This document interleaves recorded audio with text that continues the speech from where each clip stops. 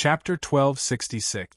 Yi Chen was still in the beginner's area of the Three Kingdoms because he wanted to obtain all the luck of heaven and earth of the great Han Empire and then ascend to the untainted world. In order to complete this plan and prevent any deviation, Yi Chen made some arrangements after the end of the World War.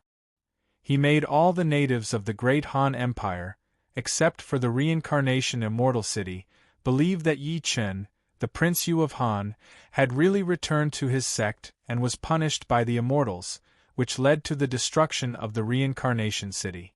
In this way, Dong Zhuo, Yuan Shao, Cao Cao, and the other vassals would reignite their ambitions, and would no longer cower in fear of the Prince Yu of Han and not dare to rebel.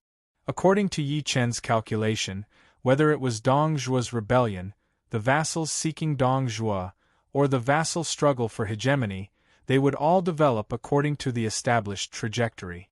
After all, Yi Chen did not kill Dong Zhuo, Cao Cao, Yuan Shao, Lu Bian, Lu Xie, Empress He, and other key figures. But now, the original course of history had deviated. Before Lu Bian was forced to abdicate, he was burned to death by the fire. If this continued, how many changes would there be in the history of the great Han Empire? Even Yi Chen could not predict. If the vassal struggle for hegemony was still going to start, it would not affect Yi Chen's plan to send troops to conquer the world after the vassal struggle for hegemony started. If the vassal struggle for hegemony could not start because of the current deviation, then Yi Chen's plan would be ruined. Yi Chen did not want to see such a situation. Otherwise, Yi Chen would not have come to the imperial palace of Luoyang directly after noticing this, nor would he be angry because of this. Glancing at the burning corpses of Lu Bian and the young empress, Yi Chen moved his divine sense and covered the entire imperial palace in an instant. In the next second, Yi Chen's face darkened as he looked towards the direction of Empress He's palace.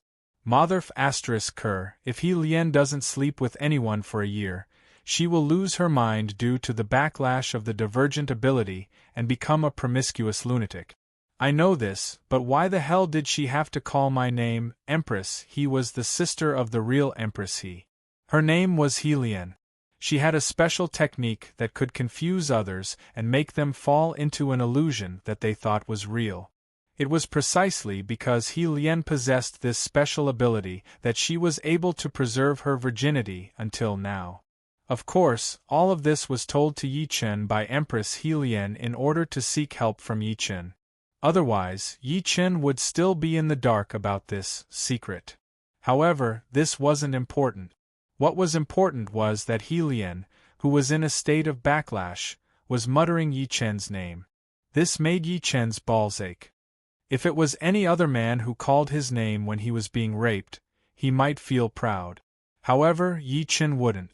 Even if it was Empress He, who was second only to one person and above everyone else, it was the same.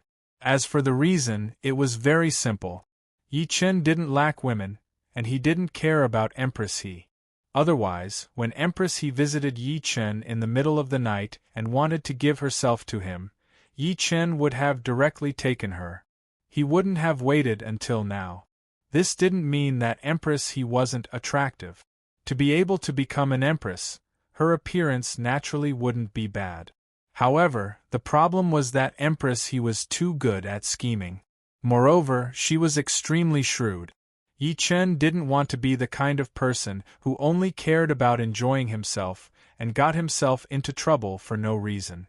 For Yi Chen, if a woman was beautiful and had a good figure, he would consider keeping her in his backyard. However, the premise was that this woman was worth it and wouldn't cause any unnecessary trouble. For example, his backyard would be on fire. As for Empress He Lian, she was the kind of woman who would cause his backyard to be on fire. Yi Chen wasn't interested in keeping such a woman. Just when Yi Chen's face was gloomy and he was about to explore other places to find out the reason for the deviation in the history of the great Han dynasty, the fat Dong Zhuo suddenly changed his direction and went straight to the main hall where Empress He lived. Yi Chen, who used his divine sense to explore this point, immediately frowned. At this moment, Li Ru's voice suddenly sounded. Father-in-law, for safety's sake, it's better to let someone else explore the way to avoid any mistakes. Dong Zhuo, who was striding forward, suddenly stopped when he heard this. He then turned to look at Li Ru and asked in a deep voice, Li Ru, didn't you say that Yi Yu of Gojoseon wasn't in the palace? After hearing Dong Zhuo's scolding, Li Ru hurriedly bowed and said, Father-in-law, Ru has confirmed that Yi Yu of Gojoseon isn't in the palace. However, since someone could sneak into the palace under the encirclement of the Xianyang cavalry and brazenly enter Empress He's palace, it must be someone with great martial arts skills. Father-in-law, if you go in rashly, I'm afraid it will be dangerous. Dong Zhuo nodded when he heard this. Then, he looked at the two guards and said, Okay, you two go over first and find out what's going on. Remember, you are not allowed to look at Empress He. I will skin anyone who dares to peek. Yes, my lord. Hearing this, the two guards who were called by Dong Zhuo hurriedly bowed. After that, they walked towards Empress He's palace. In the sky, Yi Chen, who had released his divine sense, saw this and his face instantly darkened. Motherf *Ker, it can't be because of that B *tch, He Lien, that this deviation occurred, damn it, it must be her. If I'm not wrong, this woman must have mentioned my name and scared Fatty Dong Zhuo. As a result, Fatty Dong Zhuo flew into a rage out of humiliation and went to take revenge on Liu Bian. He accidentally killed Liu Bian and the little empress. Damn it, no matter how I thought about it, I didn't think of this. I can't let He Lien stay here any longer. Otherwise, I don't know what kind of trouble she will cause. Thinking of this, Yi Chen looked at Empress He, who was still carelessly touching him in the palace. Then, he raised his right hand and a suction force appeared in the air. With a bang sound, Empress He locked the roof of the palace and instantly flew into the sky. After that, Empress He, who was barely wearing any clothes, followed closely behind. In the blink of an eye, she arrived next to Yi Chen. If it was a normal person who was suddenly pulled into the sky by a mysterious force, they would definitely scream and scream. However, Empress He didn't. Because she was suffering from the backlash of the special technique, she had lost her mind. When Empress He arrived in front of Yi Chen and saw Yi Chen, Empress He's eyes suddenly lit up with an incomparably hot gaze. Yi Chen, love me, as soon as she screamed, Empress He threw herself into Yi Chen's arms and started to kiss Yi Chen. Yi Chen, who was sneakily attacked by Empress He a few times, saw this and his face darkened. Damn it, I was actually taken advantage of by a bitch who didn't have much cultivation. Thinking of this, Yi Chen used his mind to imprison He Lien on the spot. Chapter 1267. Yi Chen didn't want to be taken advantage of by He Lien again. Even if it was a surprise or what others wanted, Yi Chen didn't want that. After all, Yi Chen did not have any special feelings toward He Lien. Even though He Lien was currently naked and completely exposed to Yi Chen, and was within his reach, it was still the same. Yi Chen took a glance at He Lien, whose eyes were still emitting a fiery gaze even though she was imprisoned. Yi Chen raised his left hand and pointed at Empress He's palace. With a buzzing sound, a fireball appeared in a flash and flew straight towards Empress He's palace. Boom! Empress He's palace was instantly set ablaze. Then, it started burning intensely. Dong Zhuo and his men were walking toward Empress He's palace. They were stunned when they saw the palace on fire. In the next second, Dong Zhuo shouted, "What's going on? Why is Empress He's palace on fire?" "Father-in-law, I think the culprit wants to burn Empress He to death and frame you." Li Ru looked at Empress He's palace, which was burning fiercely, and bowed. Dong Zhuo opened his eyes wide and shouted, "Who dares to do this? Who dares to frame me?" In the sky, Yi Chen curled his lips in disdain when he heard Dong Zhuo's words.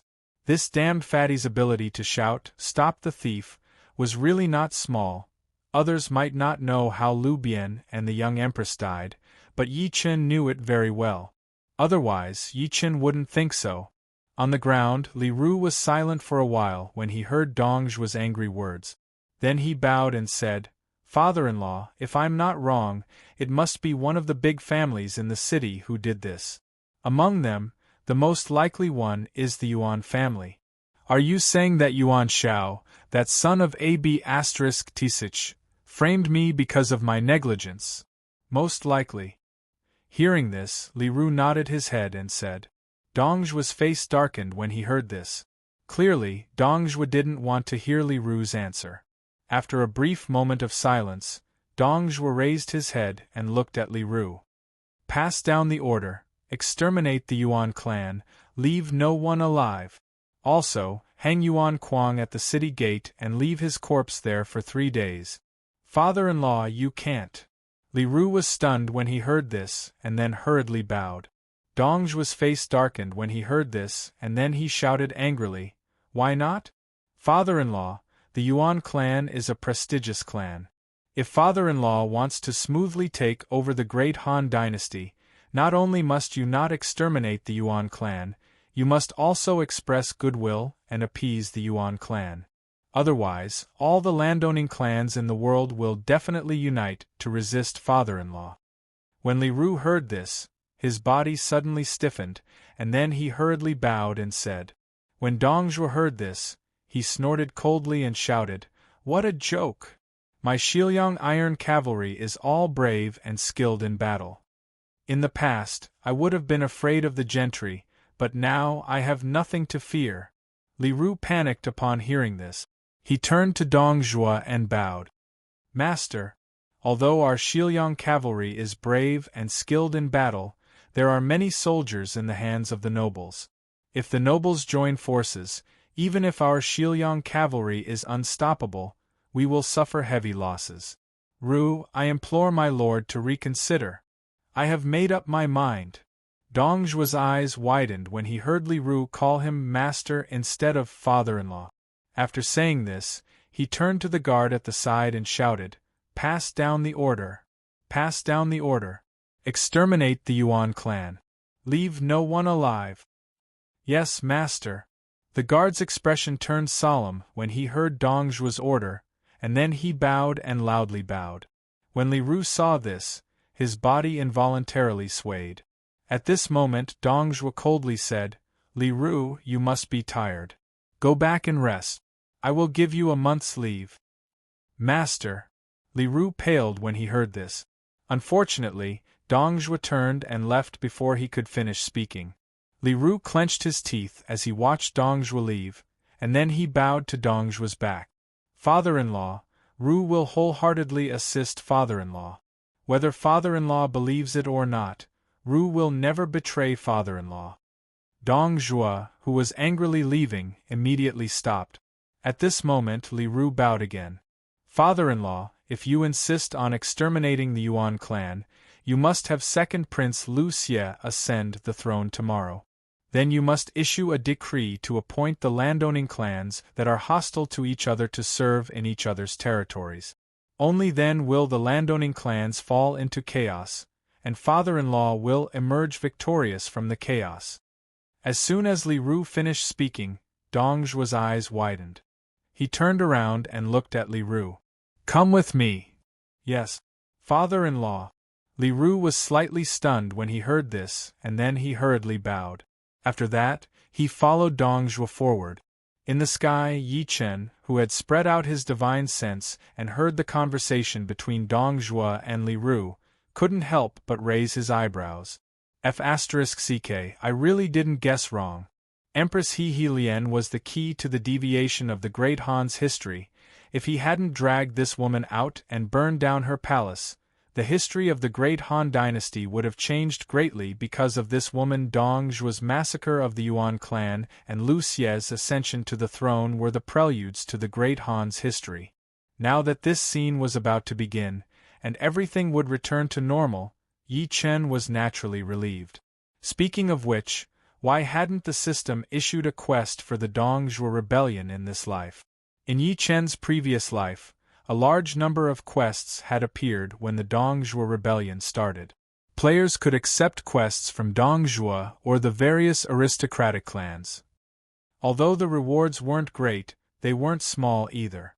Now that the Dongjua rebellion had started, the system hadn't issued any quest. How could Yi Chen not find it strange? F***ck. Could it be that the Heavenly Tao in the newbie area doesn't want me to take all the quests and reap the rewards, so it's deliberately not issuing any quests? F***ck. That might really be the case. Thinking of this, Yi Chen's mouth couldn't help but twitch. He then looked at Empress He-Lien, who was imprisoned beside him. He-Lien couldn't fall into Dongjua's hands, nor could she fall into the hands of the other aristocratic clans. At least not before the Great Han's struggle for hegemony began, otherwise, the course of history of the Great Han dynasty might have changed. But I can't kill He-Lien. He-Lien could die, but she couldn't die in Yi Chen's hands. Otherwise, the history of the Great Han Empire would also be affected. At first glance, it seemed a little ridiculous. Lu Hong was dead, the Dongjua rebellion had started, and the Great Han's struggle for hegemony had begun. How could the history of the Great Han Empire be affected because of He-Lien's death? However, that was indeed the truth. Because as long as Yi Chen dared to kill He-Lien, all the natives of the Great Han Empire would definitely receive the news, no matter how secretive Yi Chen was. Because the system would notify all the natives of the Great Han Empire. This way, Yi Chen would be labeled as a traitor. Yi Chen didn't want to see such an outcome. Otherwise, how could Yi Chen release He-Lien and live until now? This woman was truly a hot potato. He couldn't kill her, he couldn't release her either. Just as Yi Chen thought of this, He-Lien, who was imprisoned in the air, suddenly started to turn red. Then, he saw a mist rising from her body. When Yi Chen noticed this, he immediately frowned. The backlash from He-Lien's special technique was no different from a firewood that had been poisoned by the flood dragon. Thinking of this, Yi Chen grabbed He-Lien's neck with his right hand and then took a step forward, instantly disappearing from sight. Outside Luoyang City, at the top of a barren mountain, space suddenly distorted.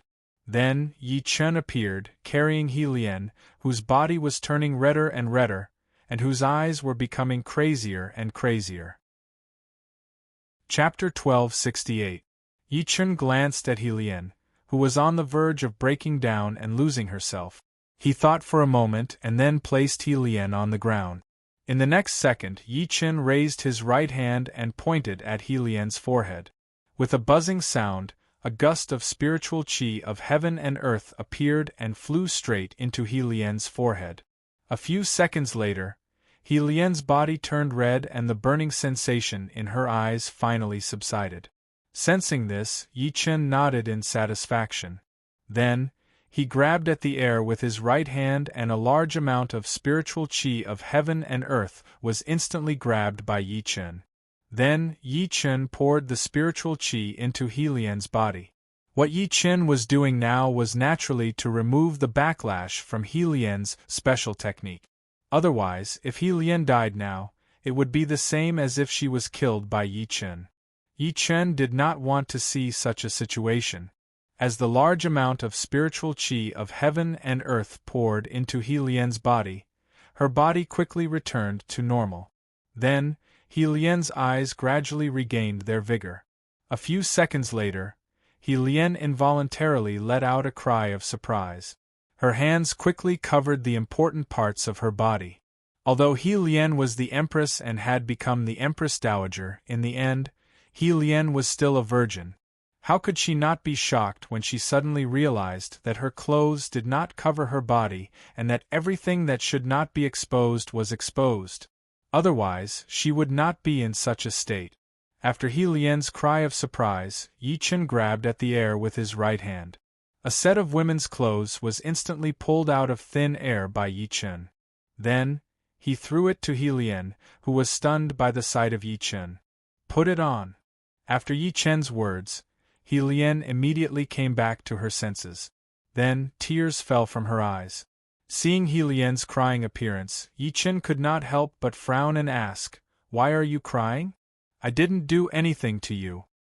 Hearing this, He Lian cried even harder. She was like a child who had been greatly wronged. When Yi Chen saw this, his face immediately darkened, and then he shouted, "Shut up! If you cry again, I'll throw you down the mountain to feed the wolves." He Lian was taken aback by Yi Chen's words. When she came back to her senses, she decided not to hide it anymore. She looked directly at Yi Chen and said, "You of Beach, you've seen my naked body. Shouldn't you give me an explanation?" "Explain?" Hearing this, Yi Chen immediately frowned, then said, "If you want an explanation, I can give it to you. Dong Zhuo happened to be going to your palace when you suffered a backlash from your special ability. Is that enough?" When He Lian heard this, she was slightly taken aback. Then she saw an extremely disappointed expression appear on her face. In the next second, He Lian looked at Yi Chen and bowed with utmost sincerity. "Thank you, you of Beach, for saving me. There's no need to thank me. Lu Bian, Tang Ji has already been killed by Dong Zhuo. You can't go to the palace anymore. What are your plans for the future?" Yi Chen glanced at He Lian and asked. When He Lian heard this, her body involuntarily swayed a few times. Clearly, He Lian was agitated by Yi Chen's news.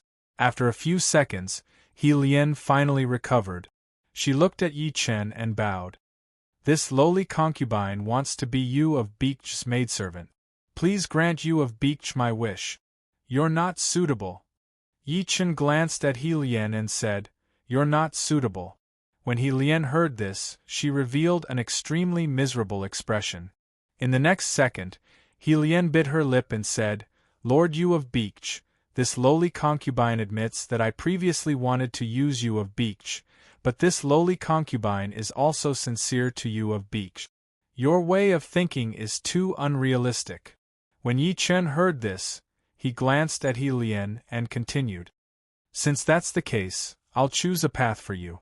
When Yi Chen said this, He Lian was stunned. Just when He Lian didn't understand what Yi Chen meant, Yi Chen willed the ancient contract book to appear in front of Yi Chen. After glancing at the simple and heavy ancient contract book, Yi Chen looked at He Lian and said, "Become my slave. Be my slave. As long as I can be by Lord Yu of Beach's side, He Lian has no other request." When He Lian heard this, she was stunned again and then bowed without hesitation. When Yi Chen heard this, he took a deep look at He Lian. Then, he opened the ancient contract book. At the same time, a huge 8 trigrams formation appeared on the ground and enveloped Yi Chen and He Lian. "Don't resist, or you'll be destroyed." The moment Yi Chen said this, He Lian, who was originally nervous, immediately relaxed without any reservations. At this moment, 2 red pillars of light suddenly rose from the 8 trigrams formation and enveloped Yi Chen and He Lian. At the same time, the sound of the great Tao rang out. A few seconds later, the strange phenomenon disappeared and the system's notification rang out. Ding! Congratulations to player Yi Chen for successfully subduing the special historical figure, He Lian. When the system's notification ended, Yi Chen immediately put away the ancient contract book and then looked at He Lian and said, "From now on, you'll be an ordinary person. From now on, you can live a quiet life in this world as an ordinary person." Yi Chen couldn't kill He Lian, but He Lian couldn't be obtained by Dong Zhuo, Yuan Shao, Cao Cao, or the other feudal lords. Otherwise, the history of the great Han dynasty might change uncontrollably. This wasn't something Yi Chen wanted to see. Otherwise, Yi Chen wouldn't have told He Lian this. When Yi Chen finished speaking, He Lian nodded and then waved her right hand. A jade talisman instantly appeared in He Lian's hand. Seeing this, Yi Chen could not help but be stunned. Yi Chen still could not figure out how He Lian, who was barely clothed, could have a storage item. Moreover, she had taken out a jade slip of unknown origin. Seeing this, He Lian unhesitatingly crushed the jade slip. In an instant, an incomparably enormous sealing power appeared and trapped Yi Chen in place. Yi Chen narrowed his eyes when he noticed this. "What the hell, what's going on? Why does He Lien have such a powerful item? Furthermore, she didn't suffer the backlash of the slave contract when she attacked me? Just as Yi Chen thought of this, He Lien, who had just imprisoned Yi Chen, smiled miserably and said, I'm sorry. You Lord Beach, He Lien has no intention of harming you. He Lien just wants to fulfill a small wish before I die. When Yi Chen heard this, he glanced at He Lien and said coldly, He Lien, I don't know what your wish is, but you have to consider it carefully. Although this sealing power is strong, it won't be able to control me for long. Furthermore, you can't hurt me. When He Lien heard this, she brushed her hair aside and said, I'm a miserable woman. Everything I did before was for my elder brother, my elder sister, and my nephew. Now, this lowly concubine wants to live for herself. Chapter 1269.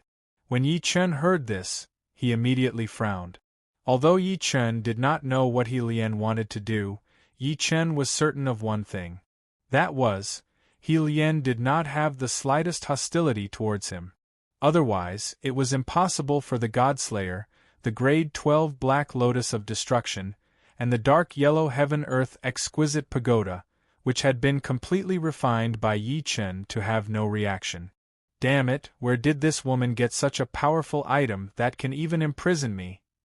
Just as Yi Chen thought of this, He Lien, who had finished speaking and was walking towards Yi Chen, arrived in front of Yi Chen.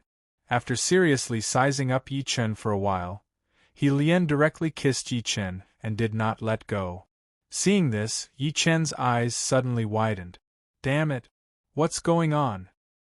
He Lien wanted to. Just as Yi Chen thought of this, He Lien, who had fiercely kissed Yi Chen for a while, released Qin Yu and then gently put him on the ground. Damn it! I'm going to be forced by a little woman. It was no wonder that Yi Chen thought this way. No matter how one looked at it, He Lien's actions were to push Yi Chen down. Just as Yi Chen was dumbfounded, He Lien moved to untie Yi Chen's robe. Not long after, Yi Chen's clothes were piled to one side. Seeing Yi Chen being so honest with her, He Lien raised her hand to wipe the tears from the corners of her eyes. It was unknown whether they were tears of joy or pain. Then she grabbed little Yi Chen. At that instant, little Yi Chen immediately raised his banner. Then, he raised his head in incomparable fury. Seeing this, He Lien looked directly at Yi Chen and said with hidden bitterness, Lord Yu of Beach, you clearly have feelings for this lowly concubine. Why? After He Lien said this, she glanced at Yi Chen with hidden bitterness. Then, she sat on Yi Chen's lap. At this moment, an indescribable feeling of comfort appeared in Yi Chen's heart. When he realized this, Yi Chen's eyes widened. At the same time, a term popped up in Yi Chen's mind. His masterpiece was 8 Directions Spring Rain. F***ck. He Lien was actually one of the 10 great masterpieces. Thinking of this, Yi Chen looked strangely at He Lien, who was sitting on top of him and moving about awkwardly. He Lien, tell me who gave you that jade talisman. If you tell me, I can consider keeping you. However, your status will forever be a slave. He Lien, who was moving about unsteadily, was slightly taken aback when she heard this. Then, her eyes lit up. However, she immediately trembled. At the same time, a large amount of lake water erupted like a flash flood.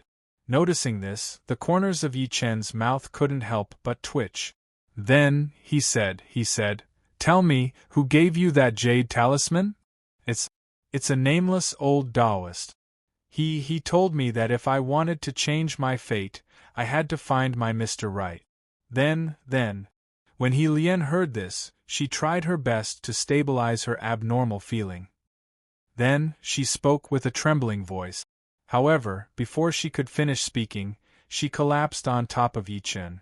Feeling wave after wave of tremors, Yi Chen let out a long sigh and said, That's right. He said, Continue. That old Taoist told me that as long as I can become the woman of my destined son of heaven, I can escape my fate and obtain eternal happiness. As He Lien said this, her body started to tremble uncontrollably again. At the same time, Yi Chen, who felt a strong suction force, felt the magic power and vital essence in his body surge uncontrollably. When he noticed this, Yi Chen's eyes widened. Son of a bitch, who was that nameless old Taoist? How could he set up this trap so early on? When he thought of this, Yi Chen hurriedly looked at He Lian and shouted, "Get up! Hurry up and get up!" "Oh, okay."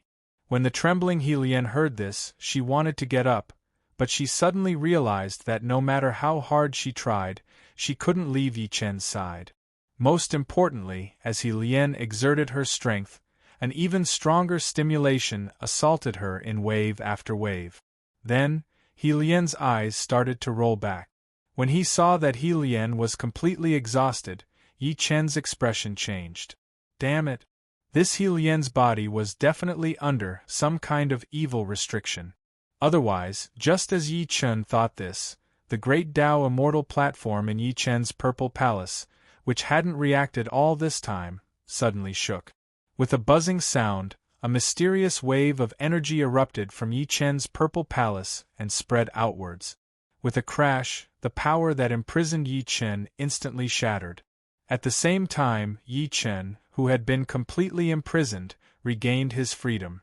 Just as Yi Chen regained his freedom, a cloud of black smoke suddenly flew over from afar. When he saw the rapidly approaching black smoke, Yi Chen's eyes narrowed, and a cold glint flashed in his eyes. "Motherf *Ker, how dare you plot against me? I'll destroy your soul." When he thought of this, Yi Chen patted the powerless He Lian with his left hand, and she was instantly sent into his small world. In the next second, Yi Chen's mind moved, and a set of clothes instantly appeared on Yi Chen's body. The instant Yi Chen put on his clothes, the rapidly approaching black smoke instantly stopped. Then, it quickly flew into the distance. "Motherf *Ker, how dare you try to escape after plotting against me?"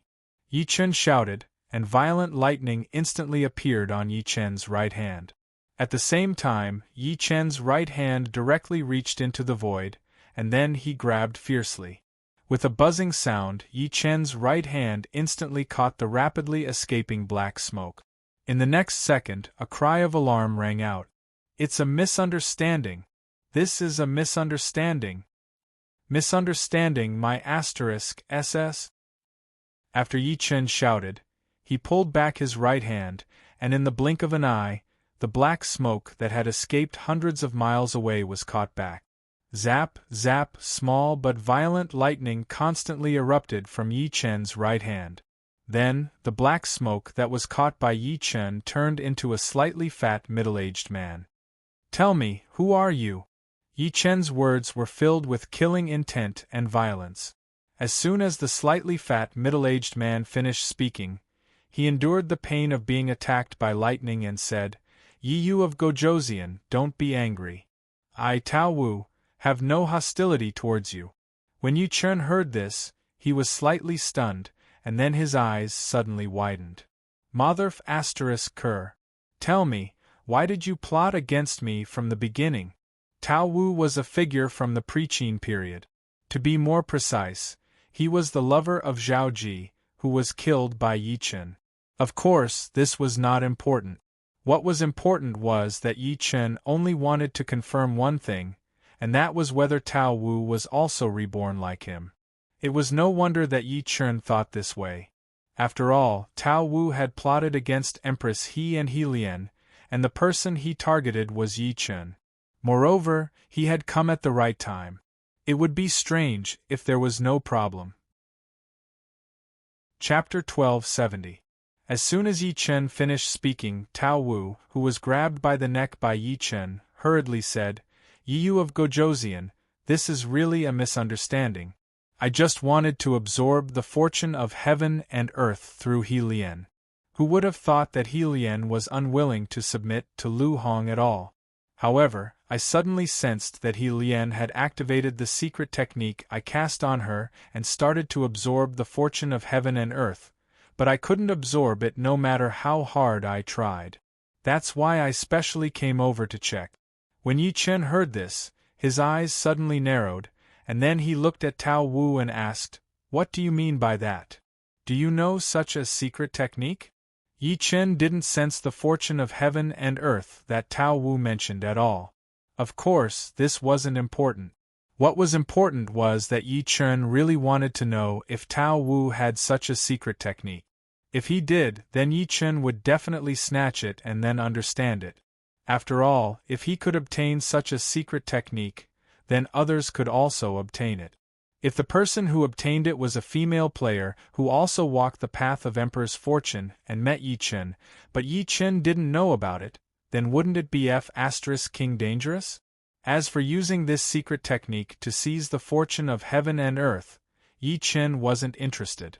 After all, no matter how one looked at it, this secret technique could only be activated through sexual intercourse. And in order to do this, one would either have to use force or be willing. No matter which one it was, the same thing would happen, and that was having sexual intercourse. Yi Chen wasn't a casual person. If he had sexual intercourse, Yi Chen would accept it. How could he snatch the fortune of heaven and earth from the other party? Therefore, Yi Chen couldn't use this secret technique at all. Even if Yi Chen liked the fortune of heaven and earth, it was the same. After all, the orthodox way to seize the fortune of heaven and earth was to fight King war and seize territory. If one won, then one would obtain everything. With this method, there was no need to resort to unorthodox methods that had unknown side effects.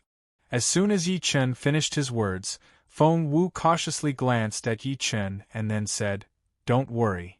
Lord Yu of Beech, I obtained this by chance and verified it through Zhao Ji.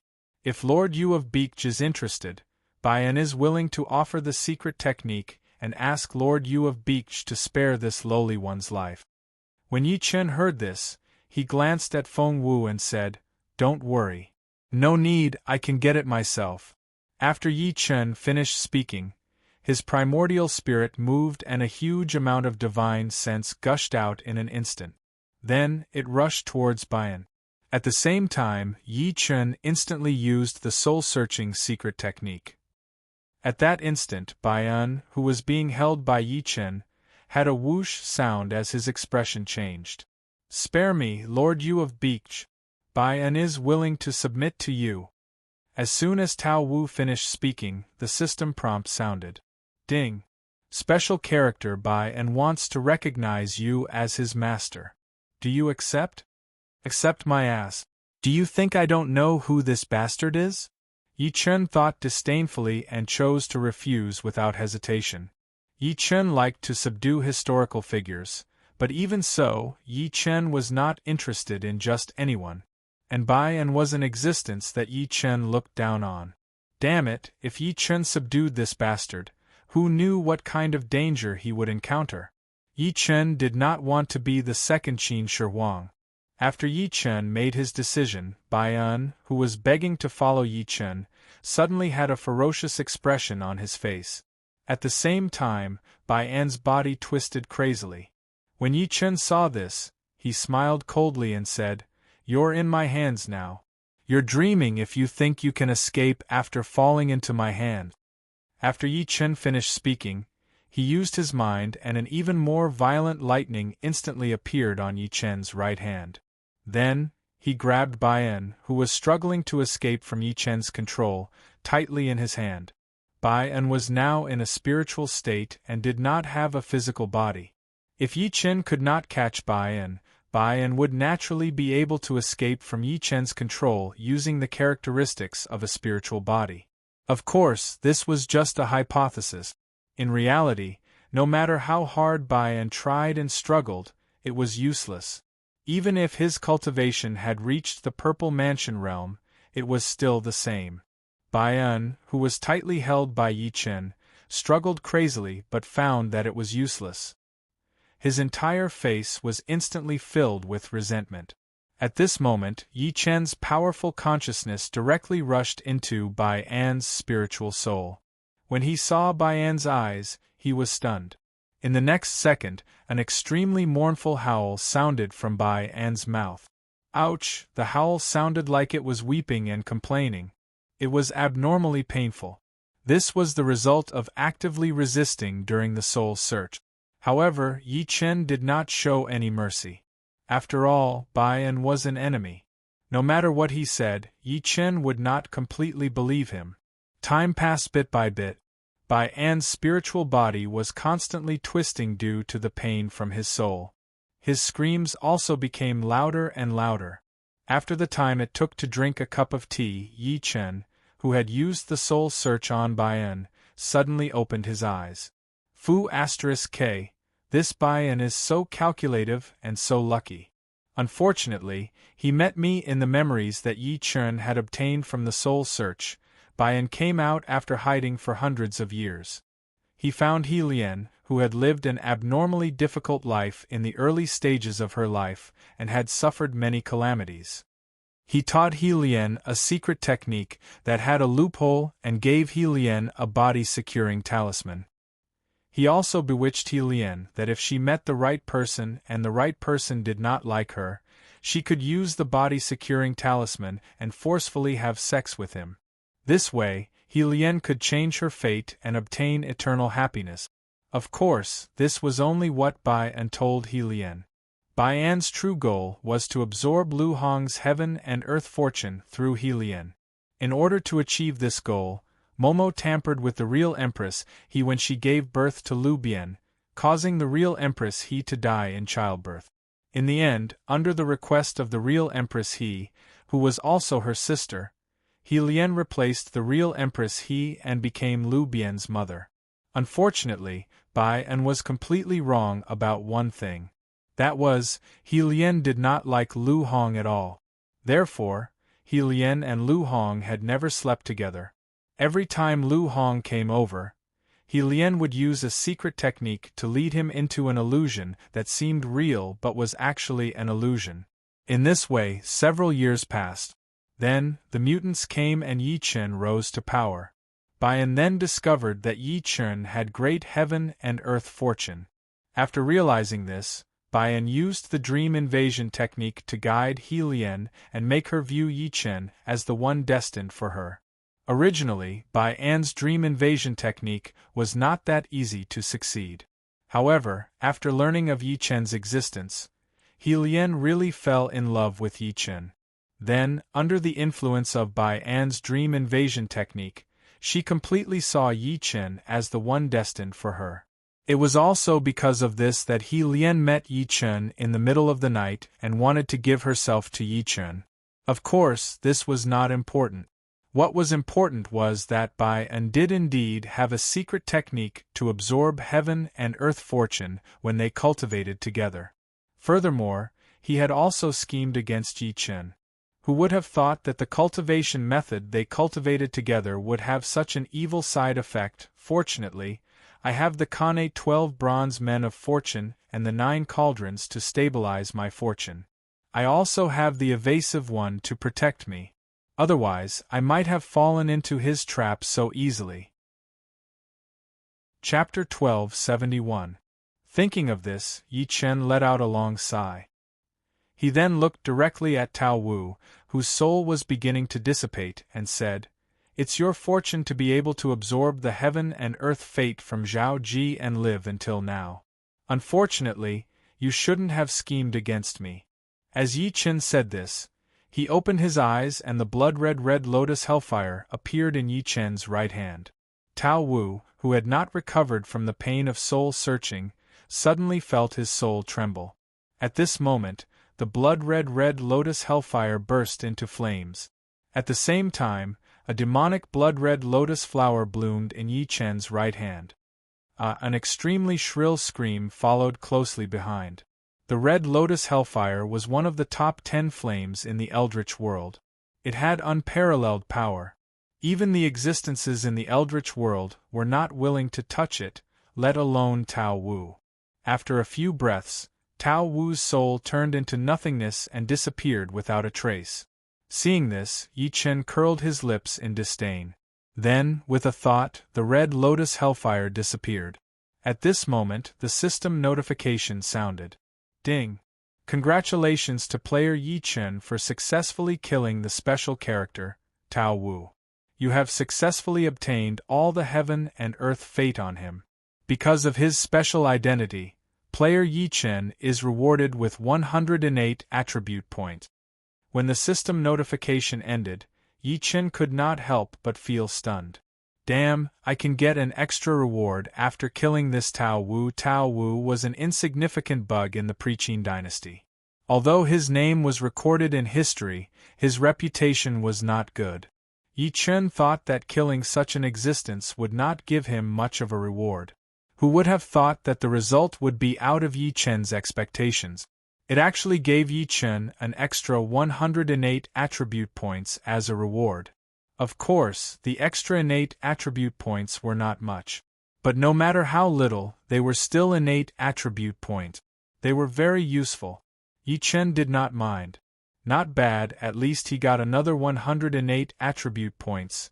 Thinking of this, Yi Chen could not help but smirk. Then, he looked directly at He Lian, who was completely stunned after being put into the small world. Yi Chen's little world was derived from the seed of the world tree. It contained all of Yi Chen's gains from the beginning of the game.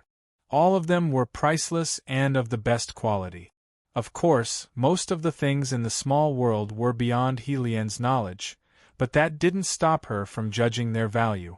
After all of these items were filled with spiritual qi, especially the supreme-grade spirit stones, high-grade spirit stones, and spiritual marrow.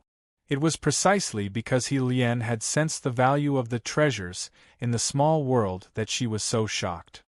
She knew that Yi Chen was not simple, and she also knew that Yi Chen was very strong, but she never thought that Yi Chen, who made her willing to do such crazy things, would have so many good things. Looking at the dazed He Lian in the small world, Yi Chen could not help but sigh. He Lian could not be killed, and she could not fall into the hands of other feudal lords. Otherwise, it would affect the history of the Great Han Empire. Therefore, when Yi Chen realized that He Lian had affected the history of Dongzhuo's rebellion, he had the idea of taking her as a slave and controlling her. Unfortunately, before Yi Chen could do it, He Lian had pushed it away. Of course, the process was extremely comfortable. Even Yi Chen could not deny that. It could not be helped. After all, He Lian had one of the 10 famous storms of the 8 directions. Unfortunately, this was not the result that Yi Chen wanted. Forget it. Since he had already done it, it would be unreasonable to not take her in. However, she could only be a slave. He Lian's thoughts were not pure. She had her own ideas. Otherwise, Yi Chen would definitely not have made such a decision. As for letting He Lian go, that was impossible. Yi Chen was not a man who would abandon a woman after having sex with her. Thinking of this, Yi Chen moved his mind. The naked He Lian instantly appeared in front of Yi Chen. Before Yi Chen could speak, He Lian, who had returned to her senses due to the change in scenery, threw herself into Yi Chen's arms. "Husband, don't abandon me." When Yi Chen heard He Lian's aggrieved words, the corners of his mouth twitched involuntarily. Then, he said, "I won't abandon you. I won't abandon you. However, you shouldn't call me husband. At least, before you gain my absolute trust, you can't." Hearing Yi Chen's words, He Lian was first overjoyed, then stunned. She had not expected that Yi Chen really did not intend to abandon her. This outcome was a huge surprise for He Lian, who had always wanted to be by Yi Chen's side. However, what Yi Chen said afterwards was quite a blow to her. It could not be helped. She was a woman, and she had been the empress in name for several years. To become a slave with such a status was tantamount to falling from the sky to the ground. Although He Lian could accept this outcome, she was still somewhat disappointed. In He Lian's opinion, even if she could not be Yi Chen's official wife, it was fine to be a concubine. At least, it was better than being a slave. Unfortunately, Yi Chen's words directly determined her status as a slave. After coming back to her senses, He Lian glanced at Yi Chen with an aggrieved expression. Then, she lowered her head and said softly, "Master, don't force me to leave. Master, it's fine as long as you don't chase me away." As long as master likes it, no matter what you want me to do, I'm willing. When he heard He Lian's aggrieved words, Yi Chen could not help but frown. Then, he looked at He Lian and said, "Don't resist. I want to examine your soul. If you can pass the test, you will be a concubine in the future. If you can't, I will let you live 100 years in peace." Yi Chen's consciousness was powerful, and he also had the soul-searching secret technique. It was simply too easy for him to examine a person's soul. However, Yi Chen found it difficult to trust He Lian because of the previous conflicts between him and He Lian. Otherwise, Yi Chen would not have made the decision to make He Lian a slave. Of course, this was not important. What was important was that He Lian did not appear to be pretending at this moment. This made Yi Chen feel a headache coming on. It was precisely because of this that Yi Chen decided to examine He Lian to see if she had any ill intentions towards him.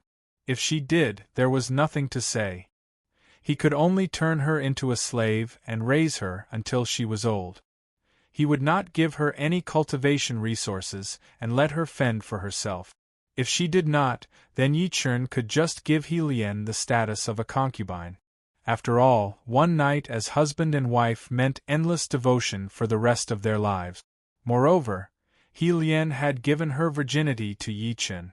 As soon as Yi Chen said this, He Lian's eyes lit up. Then, she nodded without hesitation and said, I won't resist. Husband, feel free to examine me." Chapter 1272. Hearing those words, Yi Chen nodded. Then, with a thought, his divine awareness instantly flew toward He Lian's forehead. In the blink of an eye, it had entered He Lian's sea of consciousness. After several seconds, Yi Chen, who had finished browsing through He Lian's entire life, retrieved his divine awareness. He then looked directly at He Lian and said, "In the future, your status will be that of a concubine. Remember, do not try to fight for favor. Furthermore, do not try to play any tricks." After Yi Chen had browsed through He Lian's soul, there were no longer any secrets before him. It was also because of this that Yi Chen was certain that He Lian's behavior was different from before. To be more exact, the current He Lian did not have any bad intentions. She also did not want to fight for favor with Yi Chen's other women. She merely wanted to follow Yi Chen and enjoy Qin Yu's love. It was that simple. As for when He Lian went to make peace with Yi Chen for the sake of He Jin and tried to rope in Yi Chen for the sake of Lu Bian, that was something that could not be helped. After all, one was her big brother and the other was her nephew. The blood relationship between them was unbreakable. Now, He Jin had been killed by Zhang Rang and Lu Bian had been killed by Dong Zhuo. Only He Lian remained. Thus, He Lian naturally did not have to think about these things. It could be said that before becoming Yi Chen's woman, He Lian had lived her entire life with her family. However, now, He Lian only wanted to pursue her own happiness and follow Yi Chen forever. This could be seen from how He Lian was still thinking about Yi Chen when she was in danger. Thus, it was not that He Lian could not be taken in. However, due to her status, Yi Chen could only make her a concubine. As for when he encountered De Qiao and Xiao Qiao in the future, it was fine for them to act like mother and daughter. However, their relationship did not exist. After all, De Qiao and Xiao Qiao were adopted by Lu Hong in order to keep Yi Chen under control. Yi Chen would never admit that De Qiao and De Qiao were father and daughter to Lu Hong, and He Lian was not the real empress he. As soon as Yi Chen finished speaking, He Lian's eyes suddenly lit up. Then, she excitedly threw herself into Yi Chen's arms and said while choking with sobs, "That's great! That's great! I've finally gotten what I wanted. All right, stop crying. I'll send you to the reincarnation immortal city now." When Yi Chen heard this, he sighed inwardly and patted He Lian's back gently. When He Lian heard this, she shook her head. "Husband, now is not the time." "Why?" When Yi Chen heard this, he was slightly taken aback and asked. He Lian blushed when she heard Yi Chen's question. Then, she said, Although I've become husband's woman, you haven't given me. When He Lian said this, she immediately hugged Yi Chen tightly and stuck her whole body in Yi Chen's arms. She did not dare to look at Yi Chen. When he saw how embarrassed He Lian was, Yi Chen could not help but smile and say, "Let's wait for a while later. Maybe in the future. Now is not the time." When Yi Chen said this, He Lian suddenly froze. Obviously, He Lian could not bear to be provoked by Yi Chen's words. Otherwise, He Lian would not be like this. When he sensed that He Lian was becoming more and more aggrieved, the corners of Yi Chen's mouth twitched, and he said, "Fine. All right, up to you, as long as you can hold on." When He Lian heard this, her eyes lit up, but she was immediately taken aback. In the next second, He Lian said in shock, "That's not right." "No, husband, When Yi Chen heard this, he could not help but smile and ask, "Are you worried that the secret technique you cultivate will have a negative effect on me?" When He Lian heard this, she nodded and said in despair, "Husband, I'm afraid that I won't be able to cultivate with you. Husband, this concubine is afraid that she will never be able to." "It's fine. I've already killed Tao Wu. The restriction within the secret technique he passed on to you will naturally no longer affect you. However, to be on the safe side, I'll cripple your secret technique first and then pass on another cultivation method to you." Yi Chen rubbed He Lian's hair when he heard this and said. When He Lian heard this, she immediately heaved a sigh of relief. Then, she hurriedly looked up at Yi Chen and said, "Thank you, husband." When Yi Chen heard this, he chuckled and nodded. Then, he lifted his left hand and gently tapped He Lian's forehead. With a buzzing sound, the red lotus hellfire rushed into He Lian's body along with a large amount of spiritual energy. In the blink of an eye, it destroyed all parts of He Lian's body that had the secret technique imprint. At the same time, the spiritual energy that rushed into He Lian's body began to nourish her body. After 10 minutes, He Lian opened her eyes. She looked at Yi Chen in pleasant surprise and said, "Brother Yi, I've been waiting for a long time. Husband, I can't sense the secret technique anymore." When Yi Chen heard this, he smiled faintly and said, "If you can still sense it, then I'll quit." "Husband, I'm not doubting." He Lian was shocked when she heard this and hurriedly spoke. However, before she could finish, she was interrupted by Yi Chen. "Don't think too much. Since I've acknowledged you, I won't doubt you." "Husband." When He Lian heard this, she was greatly moved. Her heart was instantly filled with emotion, and then it exploded. Ding! Congratulations to player Yi Chen for successfully subduing the special character, He Lian. Special reward to player Yi Chen, innate attribute points x10. Ding! He Lian's loyalty plus 10. She has advanced to loyal. When the system notification ended, Yi Chen was stunned. Damn, what's going on? Didn't I already subdue her? Why did the system only announce it now? Could it be that there was something wrong with my previous soul search? No. Soul search can't be wrong. It should be that I treated He Lian with sincerity and made her feel strongly. That just happened to meet the requirements of subduing her. Damn, luckily everything went smoothly. Otherwise, I would have buried a mine for myself. When he thought of this, Yi Chen's mouth twitched involuntarily. At this moment, the world announcement sounded. Ding! Congratulations to player Yi Chen for successfully subduing the special character, He Lian. Special reward to player Yi Chen, innate attribute points x10. The world announcement sounded 3 times in a row. Instantly, the entire world channel exploded. Damn, who is He Lian? How did Yi Yu of Gojoseon subdue her and get innate attribute points as a reward? She should be some hidden character. Otherwise, she would only be rewarded with gold or purple gold. It's impossible for her to get innate attribute point. Aren't you King talking nonsense? Do you think no one can tell? Now the question is, who is He Lian? I don't have any impression of her at all.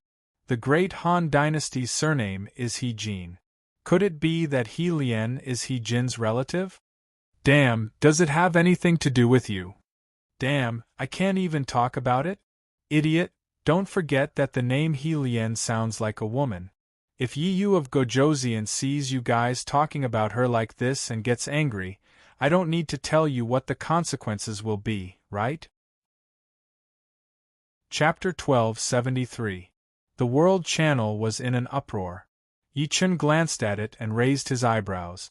The World Channel announcement was good.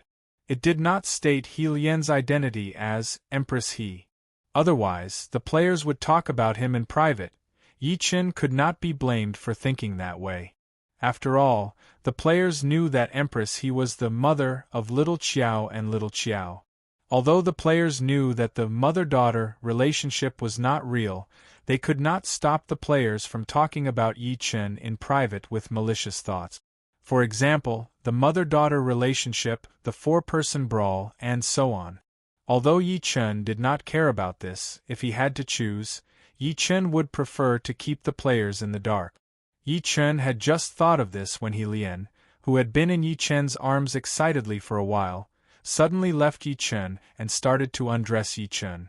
Yi Chen, who noticed this, came back to his senses and grabbed Helien's fair hands. This is not a good place. Let's go to the Castellan's mansion. Helien was stunned by Yi Chen's words. Then, she asked, Hubby, wasn't Samsara City destroyed by the Immortals? That city was just something that I purposely built to fool Lu Hong and to hide my tracks. The real Reincarnation City is now Reincarnation Immortal City. Yi Chen couldn't help but chuckle when he heard Yi Chen's words. Helien was stunned when she heard this. Then, she thought of something. In the next second, Helien looked straight at Yi Chen and asked in shock, What? Hubby, are you an immortal? Not yet, but soon. When Yi Chen heard this, he smiled faintly and replied. When Helien heard this, she was stunned once again. When she came back to her senses, she threw herself into Yi Chen's arms with a fervent look on her face. Then, she kissed Yi Chen fiercely. Husband, this concubine is so happy, so happy. Cultivate well in the future and you will also become an immortal. However, you must remember not to be willful or have any ulterior motive. Yi Chen couldn't help but smile after hearing Helien's indescribable excitement, then he opened his mouth and said. At that moment, Helien was in a state of excitement. Thus, it was clearly inappropriate for Yi Chen to say those words. However, Yi Chen still said them. This was because Yi Chen wanted Helien to always remember these words and not to play any tricks on her. That was not what Yi Chen wanted to see.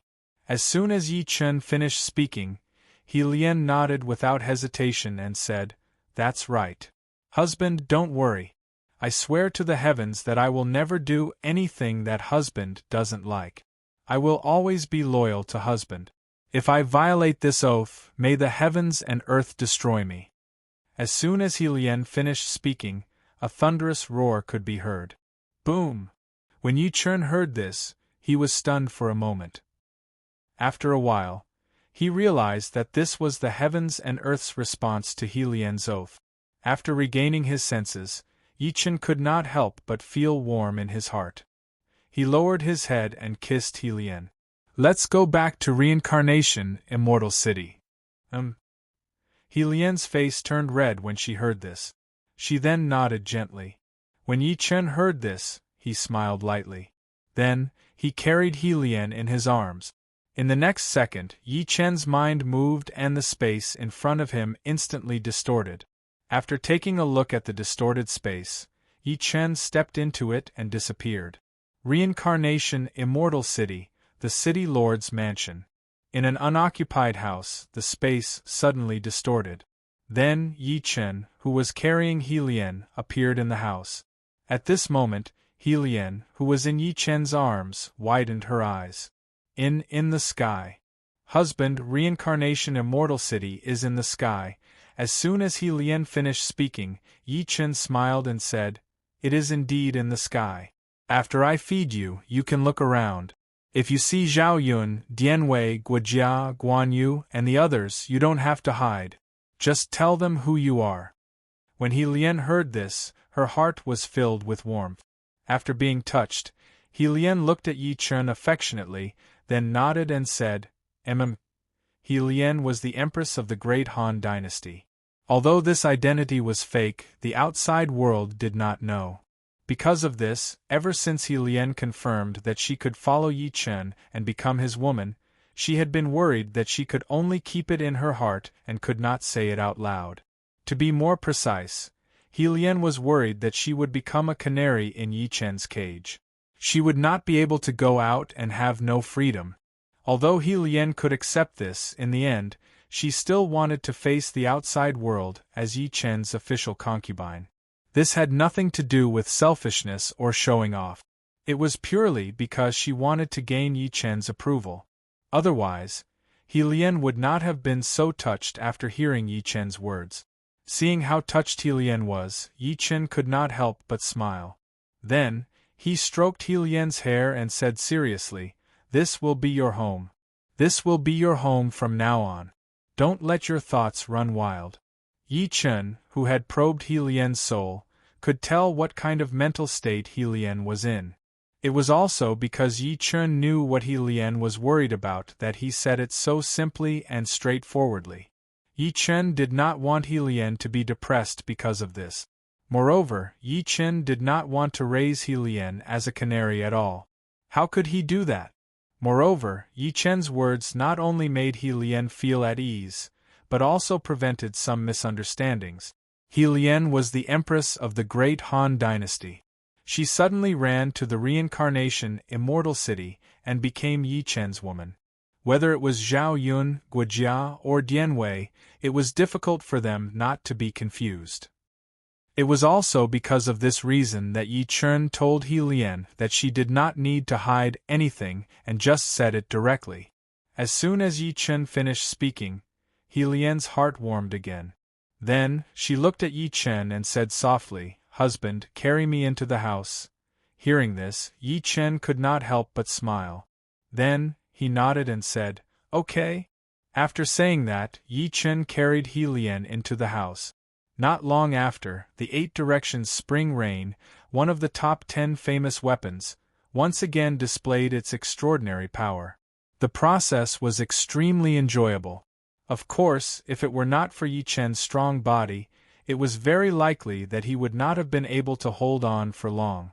After 2 hours, when He Lian screamed for the 18th time, Yi Chen was completely comfortable. As for He Lian, she hugged Yi Chen tightly as if she was drowning and desperately grasping at a life-saving straw. After a long time, Yi Chen wanted to get up and go to the bathroom to wash up. Noticing this, He Lian immediately showed a pleading look. Husband. Chapter 1274. After hearing He Lian's words, Yi Chen instantly understood what He Lian meant. She didn't want little Yi Chen to come out. Thinking of this, Yi Chen's mouth couldn't help but twitch. As expected of the woman with the 8-directional spring rain, she could still be so fierce, even though it was her first time. Just as Yi Chen thought of this, He Lian's expectant voice sounded again. "Hubby, carry me." "Okay." Yi Chen couldn't help but smile when he heard this. Then, he carried He Lian up. Yi Chen didn't refuse He Lian's request. After all, Yi Chen was also very comfortable and had a reaction. There were many maids in the back of the city lord's mansion. Yi Chen didn't want the maids to see such a scene. Therefore, after carrying He Lian, Yi Chen directly used his spatial ability and stepped into the bathroom. The bathroom of the city lord's mansion used hot spring water and the temperature didn't change 24/7. After Yi Chen arrived, he carried He Lian into the water. Then, with He Lian's help, he started to wash up. Of course, this process was extremely enjoyable. It lasted for a full 2 hours. Only when He Lian was completely exhausted did Yi Chen carry He Lian out of the bathroom. In the back of the city lord's mansion, after Yi Chen placed He Lian on the bed, he went out and called for 2 maids to serve He Lian. Although the act between a man and a woman was very attractive and enjoyable, Yi Chen wouldn't indulge in it. After all, Yi Chen still had a long way to go. Before he had the ability to control his own fate, it was fine to occasionally do something between a man and a woman. However, he couldn't indulge himself. Once he indulged himself, Yi Chen would miss out on many opportunities. This wasn't something Yi Chen wanted to see.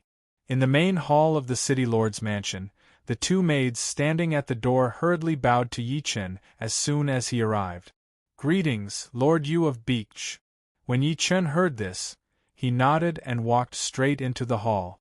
Naturally, Yi Chen had come here to continue refining Khanate spiritual treasures and Khanate cardinal treasures. He wanted to completely eliminate the dangers that might arise from refining Khanate spiritual treasures and Khanate cardinal treasures after ascending to the Eldritch world. There was no other way. Yi Chen had already confirmed that using Khanate merit in Tao Enlightenment mode could accelerate the refinement of Khanate numinous treasures and Khanate cardinal treasures. It was impossible for him to imitate others and spend thousands of years refining Khanate numinous treasures and Khanate cardinal treasures. This way, no one would find out, but it would take too much time. Yi Chen didn't have that much time to waste. Moreover, Dongzhuo's rebellion had come to an end because of He Lian. The gathering of vassals was about to begin. Although Yi Chen still had plenty of time, he didn't have much left. Therefore, if Yi Chen had time to refine, he definitely wouldn't leave it to do other things. The Godslayer, the 12th grade Black Lotus of Destruction, and the Xian Huang Exquisite Pagoda of Heaven and Earth had all been refined. All that was left was the Heavenly Book, the Cauldron of Heaven and Earth, the Exquisite 9 Orifices Stone, the Xianyuan Sword, the Green Lotus Flag, the Orokin Sealing Pearl, the Bow of Heaven and Earth, the Sky-Quaking Arrow, and the Treasure-Fall Coin. As for the purple gold red gourd, he had already given it to Mengpa. There was no need to refine it. The Heavenly Book was the Imperial Edict, the Exquisite 9 Orifices Stone was to be refined into the Imperial Jade Seal, and the Xianyuan Sword was the Imperial Sword. These three were the three greatest treasures of the Providence dynasty. He had to refine them first. At this thought, Yi Chen used his mind, and the golden Xianyuan sword instantly appeared in front of Yi Chen. After glancing at the golden Xianyuan sword, Yi Chen used his mind, and 10,000 Tao comprehension stones appeared in front of him. 10,000 Tao comprehension stones should be enough. At this thought, Yi Chen chose to use them without hesitation. Ding! Congratulations to player Yi Chen for successfully using the Tao comprehension stones. You have officially entered Tao comprehension mode. Duration: 10,000 minutes. As soon as the system notification ended, Yi Chen used his mind to separate 100 million innate merit points from the massive amount of innate merit points in his body and infused them into the Xianyuan sword. In an instant, the golden Xianyuan sword vibrated violently. Then, thousands of rays of golden light burst out from the Xianyuan sword. Begin refining. At this thought, Yi Chen closed his eyes and entered Tao comprehension mode. At the same time, a mysterious aura appeared from Yi Chen's body. In the blink of an eye, it enveloped the entire City Lord's mansion. Then, it quickly dissipated outside the City Lord's mansion. In the backyard of the City Lord's mansion, He Lian, who was resting on the bed while being served by her maidservants, was suddenly stunned. Then, she entered Tao comprehension mode. When Yi Chen used the innate merit points in Tao comprehension mode to refine the innate spiritual treasure, it would automatically produce a mysterious aura. Anyone who was enveloped by this aura could be enlightened. Otherwise, He Lian would not have entered Tao comprehension mode so quickly. When the two maidservants assigned to He Lian saw this, they hurriedly stopped tidying up the room. Then, they softened their steps and slowly left the room. He Lian was in Tao comprehension mode. They, who had experienced it before, could naturally see that she was in Tao comprehension mode. They did not want to affect He Lian's Tao comprehension mode. With a creaking sound, the two maids closed the door, and then stood quietly outside the door. At this moment, a very soft voice suddenly sounded. "Is Yi Yu of Gojoseon here?" The two maidservants were stunned when they heard the voice. Then, they hurriedly turned to look. When the two maidservants saw the person who came, they were stunned again. Then, they hurriedly bowed and greeted. "Greetings, madam." The person who came was none other than Yuji, who had been brought to the reincarnation immortal city by Yi Chen a long time ago. Hearing this, Yuji nodded. Then, she looked at the closed door and asked, "Is Yu of Gojoseon inside?" "Madam, Lord Serene King has already left." When one of the two maids heard this, she shook her head and then bowed. Hearing this, Yuji was slightly stunned. Then, she said, "Sorry to disturb you. If madam has something to say, I can pass the message on your behalf." Among the two maidservants, the one who looked very clever, hurriedly bowed and said. Hearing this, Yuji shook her head and said, "It's nothing serious. I just want to talk to Yu of Gojoseon. Since Yu of Gojoseon has left, he must have something important to do. Don't disturb him." When the clever maidservant heard this, she suddenly thought of something and hurriedly bowed. "Madam, Yu of Beach specially instructed me that if madam has something to say, I must inform Yu of Beach in time." Yu of Gojoseon really said that? Yuji was slightly stunned when she heard this. Then, she asked. As soon as Yuji's words fell, the other maidservant also thought of something and nodded without hesitation. "Yes, madam. Yu of Beach did instruct me to do so." Then I'll have to trouble you." Hearing this, Yuji bit her lips and said. When the two maidservants heard this, they looked at each other and then bowed together. "It's no trouble. This is what we should do." Chapter 1275. When Yuji heard this, she nodded and said, "If Yu of Gojoseon is not busy, then let him come to my place." "Yes, madam. Madam." When the two maids heard this, they hurriedly bowed. When Yuji heard this, her face couldn't help but turn red, and she hurriedly left this place. After Yuji left, the quick-witted one of the two maids looked at her companion and said, "Madam must have changed her mind, that should be the case. However, elder sister Xiao Chui, don't you feel that it's strange? How did madam know that Lord Yu Wang is here?" When the maidservant by the side heard this, she nodded and said. The maid named Xiao Chui smiled and said, "Xiao Chui, I forgot. Little Red, I forgot. When His Excellency the Ghost King called us over, we just happened to pass by Madam's residence. At that time we even mentioned His Excellency the Ghost King. Oh no, Madam wouldn't tell on us to Yu of Beach, would she? We are talking about Lord Ghost King in private. This is an act of disobedience." When the maid called Little Red heard this, she suddenly thought of something and exclaimed in shock. The maid named Xiao Chui hurriedly covered Xiao Chui's mouth and scolded her in a low voice.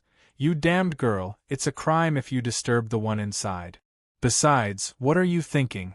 We were talking about Yu of Beach, how powerful he is. We didn't say anything bad about him. How could it be an offense?" "Big sister Xiao Chui, I was wrong. However, are we really going to look for Lord Yu King now?"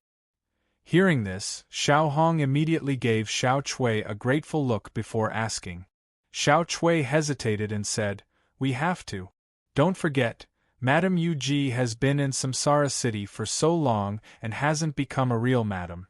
Now that she suddenly came to Yu of Beach, she must have changed her mind. If we miss this opportunity, who knows how long Yu of Beach will have to wait." "Big sister Xiao Chui, then which one of us will go?" Hearing that, Lil Red nodded in approval. Then, she looked at Xiao Chui and asked. Xiao Chui knocked Xiao Chui's head and said, "I'll go. That's for sure. Although I might be rewarded by His Excellency the Ghost King for this, if it affects His Excellency the Ghost King, then I will be punished." "Sister Xiao Chui, you're so nice," Xiao Chui said softly and grabbed Xiao Chui's hand. Xiao Chui touched Xiao Chui's head and said, Of course. If the Ghost King bestows a reward, I'll share half with you. Sister Xiao Chui." Xiao Chui's eyes turned red. Xiao Chui glared at Xiao Chui and said in a low voice, "Why are you crying?" We're all doing this for the good of you of Beach. You of Beach definitely won't punish me. Lil Red nodded and said. Xiao Chui smiled and said, You stay here. You stay here and serve them well. I'll go look for his lordship Ghost King and tell him about this. Yes, Sister Xiao Chui, if you of Beach is busy, don't disturb you of Beach. Xiao Chui nodded and said. When Xiao Chui heard this, she chuckled and nodded. Then, she left the house. In the main hall of the city lord's mansion. Due to Yi Chen refining the Xianyuan sword, the mysterious and indescribable aura was becoming denser and more intense. When the mysterious aura reached its peak, Yi Chen suddenly opened his eyes. Ding! Congratulations to player Yi Chen for successfully refining the Xianyuan sword. When the system's notification ended, Yi Chen was stunned. Damn! What's going on? Why did it take so little time to refine the Xianyuan sword? The Xianyuan sword was a legendary divine weapon. Although it was not a connate spirit treasure, its power was not weak. Of course, this was not important. What was important was that even if Yi Chen used the connate merit points in the Enlightenment mode to completely refine the Xianyuan sword, it would take about an hour. But now, in just a few minutes, the Xianyuan sword was completely refined by Yi Chen. How could Yi Chen not be stunned? Could it be that the Xianyuan sword's grade was too low, so it was refined so quickly? No, even if the Xianyuan sword was a divine weapon and could not be compared to a connate spirit treasure, it could not be refined in a few minutes. Wait, it must be that the Xianyuan sword cooperated with me to refine it. When Yi Chen thought of this, the Xianyuan sword, which had just been completely refined by Yi Chen, suddenly shook and sent a thought to Yi Chen. Yi Chen, who received the thought from the Xianyuan sword, was stunned. Then, his eyes widened. Damn! I was right. It was really the Xianyuan sword that helped me to refine it so quickly. But is it true that the Xianyuan sword wants the connate merit points, and then it can level up? When Yi Chen thought of this, the Xianyuan sword, which was floating in the air, suddenly shook a few times. At the same time, a thought that was eager for the connate merit points was transmitted from the Xianyuan sword again. Sensing this, Yi Chen glanced at the Xianyuan sword, which was floating in the air. Then, without hesitation, he connected with the massive amount of connate merit points in his body. In the next second, Yi Chen directly extracted 1 trillion connate merit points from the massive amount of connate merit points and injected them into the Xianyuan sword. At this moment, the Xianyuan sword, which was shining with golden light, suddenly lost all its light. When Yi Chen saw this, he was stunned. Damn it, don't fail. I invested 1 trillion connate merit points. Just as Yi Chen was stunned by this change, starlight suddenly burst out from the Xianyuan sword, filling the sky. At the same time, the appearance of the Xianyuan sword changed rapidly. Then, it became a long sword covered with star marks and countless ancient runes. Looking at the completely changed appearance of the Xianyuan sword, Yi Chen's expression suddenly tightened. Did I succeed? Just when Yi Chen thought of this, the system's notification suddenly sounded. Ding!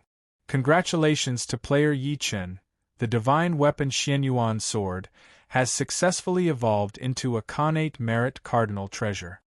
As soon as the system's notification ended, Yi Chen's eyes lit up instantly. Damn it! I really succeeded. Damn it! Innate merit cardinal treasures. This thing is not inferior to innate cardinal treasures. How could I get it so easily? A connate merit cardinal treasure was not only powerful, but it also killed people without karma. Such an existence was highly sought after even in the untainted world. Especially those powerful people, who did not want to get their hands on one. Unfortunately, there was a prerequisite for a connate merit cardinal treasure to appear, and that was to inject a massive amount of connate merit points into it. And this also limited the number of connate merit cardinal treasures. To be more precise, there were very few connate merit cardinal treasures in the untainted world. But now Yi Chun had created a connate merit cardinal treasure for himself in such a simple and crude way. How could Yi Chun not be excited? After all, this was an existence that Yi Chun would use as the sword of the Emperor's path. The higher its grade, the more help it would be to the Samsara Empire that Yi Chun was about to establish soon. Fortunately, my character is good enough, my luck is heaven-defying, and I obtained a huge amount of connate merit. Otherwise, I would only be able to refine the Xianyuan sword this time, and not let it advance to the level of a connate merit cardinal treasure. Chapter 1276. Just as Yi Chun thought of this, the system beeped again. Ding! Player Yi Chun, please name your new innate merit cardinal treasure. If you don't rename it, there's a chance that the new innate merit cardinal treasure will revert to a divine weapon. As soon as the system beeped, Yi Chun was stunned. Damn! There's such a thing? Ding! Player Yi Chun has 3 seconds to consider. If you miss the time limit, you'll automatically give up. 3, 2. Damn, its name will be Reincarnation Sword from now on. As soon as Yi Chun made his decision, the Reincarnation Sword, which was floating in the air, instantly sent out an excited thought. Then, the Reincarnation Sword circled around Yi Chun happily. When Yi Chun saw this, he couldn't help but smile. At this moment, the system beeped again. Ding! New innate merit cardinal treasure has been named. Congratulations to player Yi Chun for successfully forging the innate merit cardinal treasure, Reincarnation Sword. Player Yi Chun is rewarded with innate attribute points x 100,000 and innate merit x 10 million. As soon as the system beeped, Yi Chun's eyes lit up. Damn! There's a reward for renaming it. As soon as Yi Chun thought of this, the world beeped again. Ding! Congratulations to player Yi Chun for successfully forging the innate merit cardinal treasure, Reincarnation Sword. As player Yi Chun is the first to forge an innate merit cardinal treasure, player Yi Chun is rewarded with innate attribute points x 100,000 and innate merit x 10 million. The world beeped 3 times and instantly blew up the entire world channel. Damn! Damn! Did I see wrongly? Yi Yu of Gojoseon forged the innate merit cardinal treasure, Reincarnation Sword? You didn't see wrongly. Not only did he forge it, but he also got 100,000 innate attribute points and 10 million innate merit. Damn, that's impossible. Innate merit cardinal treasures are obviously very impressive. How could Yi Yu of Gojoseon forge them? Waha, what do you mean by impossible? Damn, Yi Yu of Gojoseon is just that awesome. Why? Are you not convinced? F***ck. What do you mean I'm not convinced? I'm just shocked. But then again, it's 100,000 innate attribute point. F***ck. If it's given to me, I'll reach the heavens in a single bound. I want it too. Damn it, I only need 5 innate attribute points to become a divine general. If I have 100,000, no, even if it's 1,000, I can advance to the mortal evolution state or even the purple mansion state. By then, I can fly in the air. It's a good idea, but it can only be an idea. Don't forget how Yi Yu of Gojoseon got 100,000 innate attribute point. That's because he forged the innate merit cardinal treasure.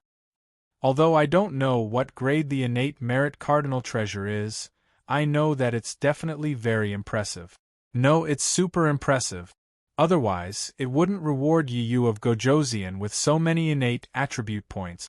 Why are you talking so much nonsense? The world beeped it clearly. But then again, who knows what grade the innate merit cardinal treasure is? F***ck. How can anyone know? Don't forget, we haven't even reached the mortal evolution state. You guys don't know, right? Let me tell you. What is it? Tell us. Cough cough, I don't know either, but I know it's very impressive. F***ck, you're messing with me. Do you believe that I'll kill you? Stop bullsh**ting. King Yu Ye's awesomeness is not something we can compare to. Let's all get a clear look at this reality. F***ck, I've recognized this reality long ago, okay? But then again, what's the benefit of the innate merit cardinal treasure? You're asking the wrong person. No one here knows the benefits of the innate merit cardinal treasure. If you want to know, you can only ask Yi Yu of Gojoseon. Cough cough I'm going to continue fighting. The world channel was abuzz, and it kept refreshing. Yi Chun glanced at it and raised a brow. There were still players who knew the use of the innate merit cardinal treasure, but no one dared to say it now. When Yi Chun returned to the real world, he annihilated countless hidden forces. Such brutal behavior completely frightened the remaining hidden forces. How would they dare to say this and that and reveal information related to Yi Chun? Even if the innate merit cardinal treasure didn't matter, the remaining hidden forces were unwilling to say it. After all, it was better to be safe than sorry. If they really offended Yi Chun, it would be too late to say anything. Thinking of this, the corners of his mouth curled up. Then, he looked directly at the reincarnation sword, which was floating in front of him and constantly exuding happiness. From now on, you're my sword of the Emperor's path. As soon as Yi Chun finished speaking, the reincarnation sword floating in front of Yi Chun gently rubbed against Yi Chun and then flew straight to Yi Chun. In the blink of an eye, it flew back to Yi Chun's purple mansion. Yi Chun glanced at the reincarnation sword in his purple mansion and smiled slightly. At this moment, the maid named Xiao Chui came to the entrance of the hall and bowed to Yi Chun. "You Lord Beach, Madame Yu Ji wants to invite you over for a chat." Yu Ji? Yi Chun was slightly stunned when he heard this. Then, he looked at the maid named Xiao Chui and asked, "What did Yu Ji say at that time?" Yu Ji was a super-historical beauty of the pre-Qin period that Yi Chun brought back to reincarnation Immortal City from the secret realm of the Underground Palace. Because of Xiang Yu's self-destruction, Yu Ji had been brooding over it. Therefore, even if she lived in reincarnation Immortal City, Yu Ji didn't say much to Yi Chun and stayed in the room all day long. Originally, Yi Chun had planned to give up Yu Ji and let her live in the Copper Sparrow Pavilion in the future. Who would have thought that Yu Ji changed her usual, shut-in, temperament and took the initiative to come over and talk to Yi Chun? How could Yi Chun not be surprised? As soon as Yi Chun finished speaking, the maid named Xiao Chui knelt on the ground with a plop. "You Lord Beach, Madame Yu Ji just went to the new Madame's house and wanted to talk to you Lord Beach. I was afraid that Madame Yu Ji would change her mind, so I told Madame Yu Ji that you Lord Beach had told me that if Madame Yu Ji had something to do with something, I must inform you Lord Beach in time. I really deserve to die for making the decision without permission. Please forgive me, Lord you Lord Beach." Yi Chun was stunned again when he heard the words of the maid named Xiao Chui. Yi Chun didn't expect that there would be such a complicated process. After coming back to his senses, Yi Chun couldn't help but smile and say, "You're smart. You did the right thing this time. Don't make decisions without permission in the future. Get up." "Thank you very much, Lord you Lord Beach." The maidservant called Xiao Chui let out a sigh of relief after hearing this. She rose from her seat and bowed toward Yi Chun. Seeing this, Yi Chun waved his right hand and 2 upper spiritual stones appeared in his hand instantly. "This is your reward. Go back and serve Madame well." Chapter 1277. As soon as Yi Chun finished speaking, the eyes of the maid named Xiao Chui lit up. Then, she hurriedly took the 2 high-grade spirit stones and bowed to Yi Chun. "Yes, Lord Yu of Beach." When Yi Chun heard this, he nodded with a smile and walked straight out of the door. Yi Chun was still unable to make an accurate judgment as to why Yu Ji had suddenly come looking for him. However, even if he couldn't make an accurate judgment, it was still a great improvement in their relationship. After all, Yu Ji had always stayed in her room and didn't come out. Not long after, Yi Chun arrived at the house where Yu Ji lived. Looking at the door that wasn't closed, Yi Chun couldn't help but smile and walk in. As soon as he entered, The two maids in charge of serving Yu saw Yi Chen. After being stunned for a moment, the two maids hurriedly bowed to Yi Chen and said, "Greetings, Lord Yu of Beach." When Yi Chen heard this, he nodded with a smile and said, "You can leave." "Yes, Lord Yu of Beach." When the two maids heard this, they hurriedly bowed and walked out of the door. With a creaking sound, the door was closed by the two maids. When Yi Chen saw this, he was stunned. Yi Chen didn't expect the two maids to be so smart. After coming back to his senses, Yi Chen couldn't help but smile and walk straight to Yuji's bedroom. Just as Yi Chen entered Yuji's bedroom, Yuji, who was sitting by the bed, suddenly trembled. She hurriedly stood up and bowed to Yi Chen. "Greetings, Lord Yu of Beach." When Yi Chen heard this, he nodded with a smile and sat on the chair in Yuji's bedroom. After Yi Chen sat down, he looked at Yuji, who had an obvious nervous expression on her face, and said, "Have you gotten used to living here during this period of time? Is there anything you're not used to?" Although Yi Chen didn't know how to sweet-talk, nor did he know how to pick up girls, he knew that he couldn't directly ask Yuji why she was looking for him just now. If Yi Chen asked this question, then the possibility of Yuji having a change of heart in her heart would definitely plummet. Yi Chen didn't want to see such a situation happen. After all, Yuji was a first-rate historical beauty. Of course, the most important thing was that Yuji was still a virgin. If it weren't for these 2 points, Yi Chen wouldn't be so Yi.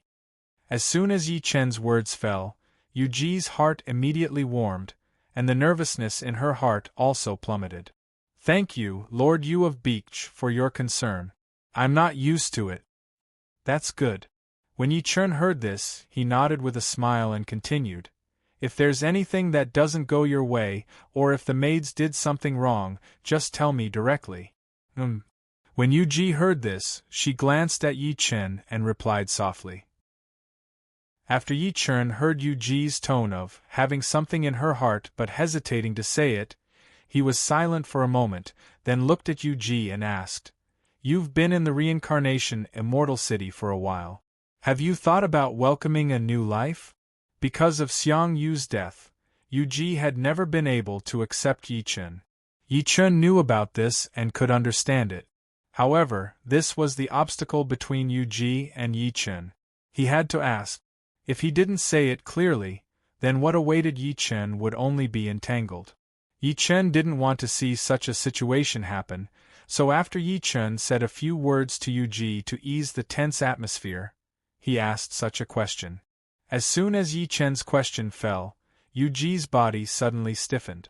Sensing Yuji's stiff body, Yi Chen let out a long sigh, then stood up and said, "Since you're not mentally prepared, then you can live in the Copper Sparrow Pavilion from now on." Yuji suddenly looked for Yi Chen. In Yi Chen's eyes, it was a sign that she had changed her mind. Unfortunately, at the last moment, Yuji's performance was still hesitating. Although Yi Chen could use force, Yi Chen didn't want to only get Yuji's body and not her heart. Otherwise, Yi Chen wouldn't have said that. As soon as Yi Chen's words fell, Yuji's identity trembled violently, and then she hurriedly said, "Lord Yu of Beach, when Yuji was in the secret realm of the underground palace, she was a soul. It was Yi Chen who made Yuji come back to life and get a new life." Yuji remembered this point in her heart. For Yuji, she was grateful to Yi Chen and Yi Chen. However, she couldn't completely forget Xiang Yu, who had died by self-explosion, which made her feel conflicted until today. Originally, Yuji thought that Yi Chen would be like those monarchs in the pre-Qin period, who would forcibly occupy all the women he wanted. However, since she came to the reincarnation immortal city, Yi Chen, the Prince Yu of Han, hadn't visited her even once. This result made Yuji happy, but at the same time, she was a little disappointed. Of course, she was more confused. She was happy because she could continue to be a virgin. She was disappointed because she was obviously first class, but Yi Chen, the Prince Yu of Han, turned a blind eye to her. As for the confusion, it was because Yi Chen's performance made her completely confused. It was impossible to say that Yi Chen didn't get close to women. Yi Chen had many wives, each as beautiful as a fairy. It was even more impossible to say that Yi Chen didn't have feelings for her. If he didn't have feelings, how could Yi Chen say those words to her when he left the secret realm of the underground palace? It was precisely because of these complicated senses that Yu Ji gradually developed the idea of wanting to understand Yi Chen. With Yu Ji's understanding, Yu Ji's impression of Yi Chen became better and better. After all, Zhao Yu, Diaochan, Kai Yan, Mi Zhen, Huang Yuang, Zhen Mi, the five sisters, Philos, Aureus, De Qiao and Xiao Qiao, the happiness they showed every day was not fake at all. How could a man who could make so many women happy at the same time be bad? It was also because Yu Ji's impression of Yi Chen was getting better and better that she gradually forgot the past and gradually turned her mind to Yi Chen. Unfortunately, Yi Chen didn't visit her, which made Yu Ji gradually disappointed. Finally, the disappointment just broke out, and finally, Yu Ji, who heard the conversation of the two maids, subconsciously went to the house where He Lian lived, wanting to see Yi Chen. This was the reason why Yu Ji had just gone to see Yi Chen. This didn't mean that Yu Ji had really made up her mind to commit herself to Yi Chen and become Yi Chen's woman, but because Yu Ji was controlled by her own emotions. Otherwise, Yu Ji's body wouldn't have suddenly stiffened when Yi Chen asked. If Yi Chen hadn't continued to say that last sentence, Yu Ji might have continued to hesitate, but that was only an assumption. In fact, Yi Chen had said it, and also expressed the intention to completely give up on Yu Ji. This point instantly stabbed Yu Ji's heart. It couldn't be helped. Any woman, when faced with a man who truly liked her, had saved her life, and had given her a new life, was very outstanding in all aspects, and she also liked, suddenly heard this man say that he wanted to give up, it was impossible for her to remain calm. Otherwise, how could Yu Ji suddenly be like this? After hearing Yu Ji's trembling words, Yi Chen's eyes lit up. Damn it, there was probably a chance.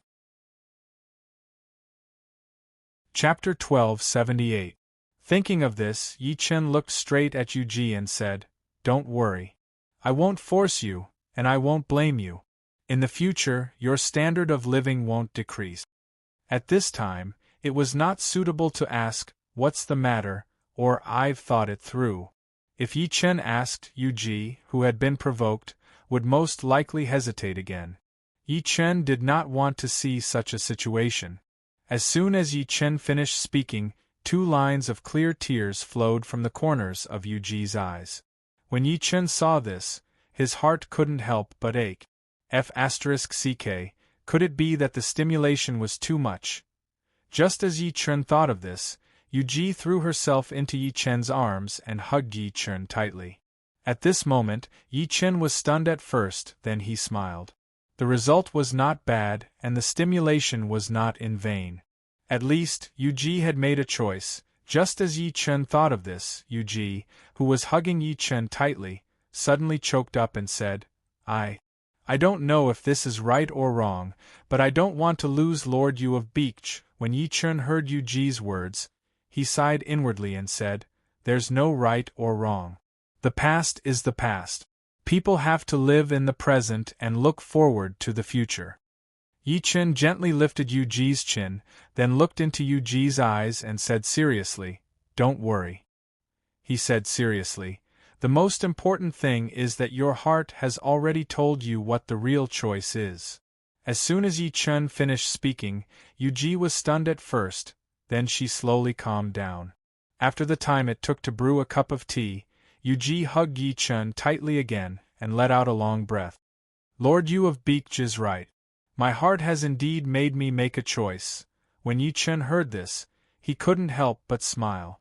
"Now that you've understood your own heart, you should just enjoy life properly. If you have nothing to do, you should go out and take a look at the Reincarnation Immortal City and the Reincarnation Immortal Island. After that, you should cultivate properly." Yuji nodded gently and said. Yi Chen raised his eyebrows when he heard this. This time, the situation was really stable. However, today was not a suitable day to take down Yu Ji. Just as Yi Chen thought of this, Yuji, who had just finished speaking, suddenly raised her head to look at Yi Chen and said softly, "Lord Yu of Beach, please take this concubine." When Yi Chen heard this, he couldn't help but be stunned. He didn't expect Yuji to suddenly say such words.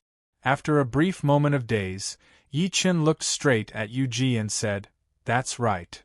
Okay, Yi Chen wasn't very clear about what Yuji was thinking, but that wasn't important.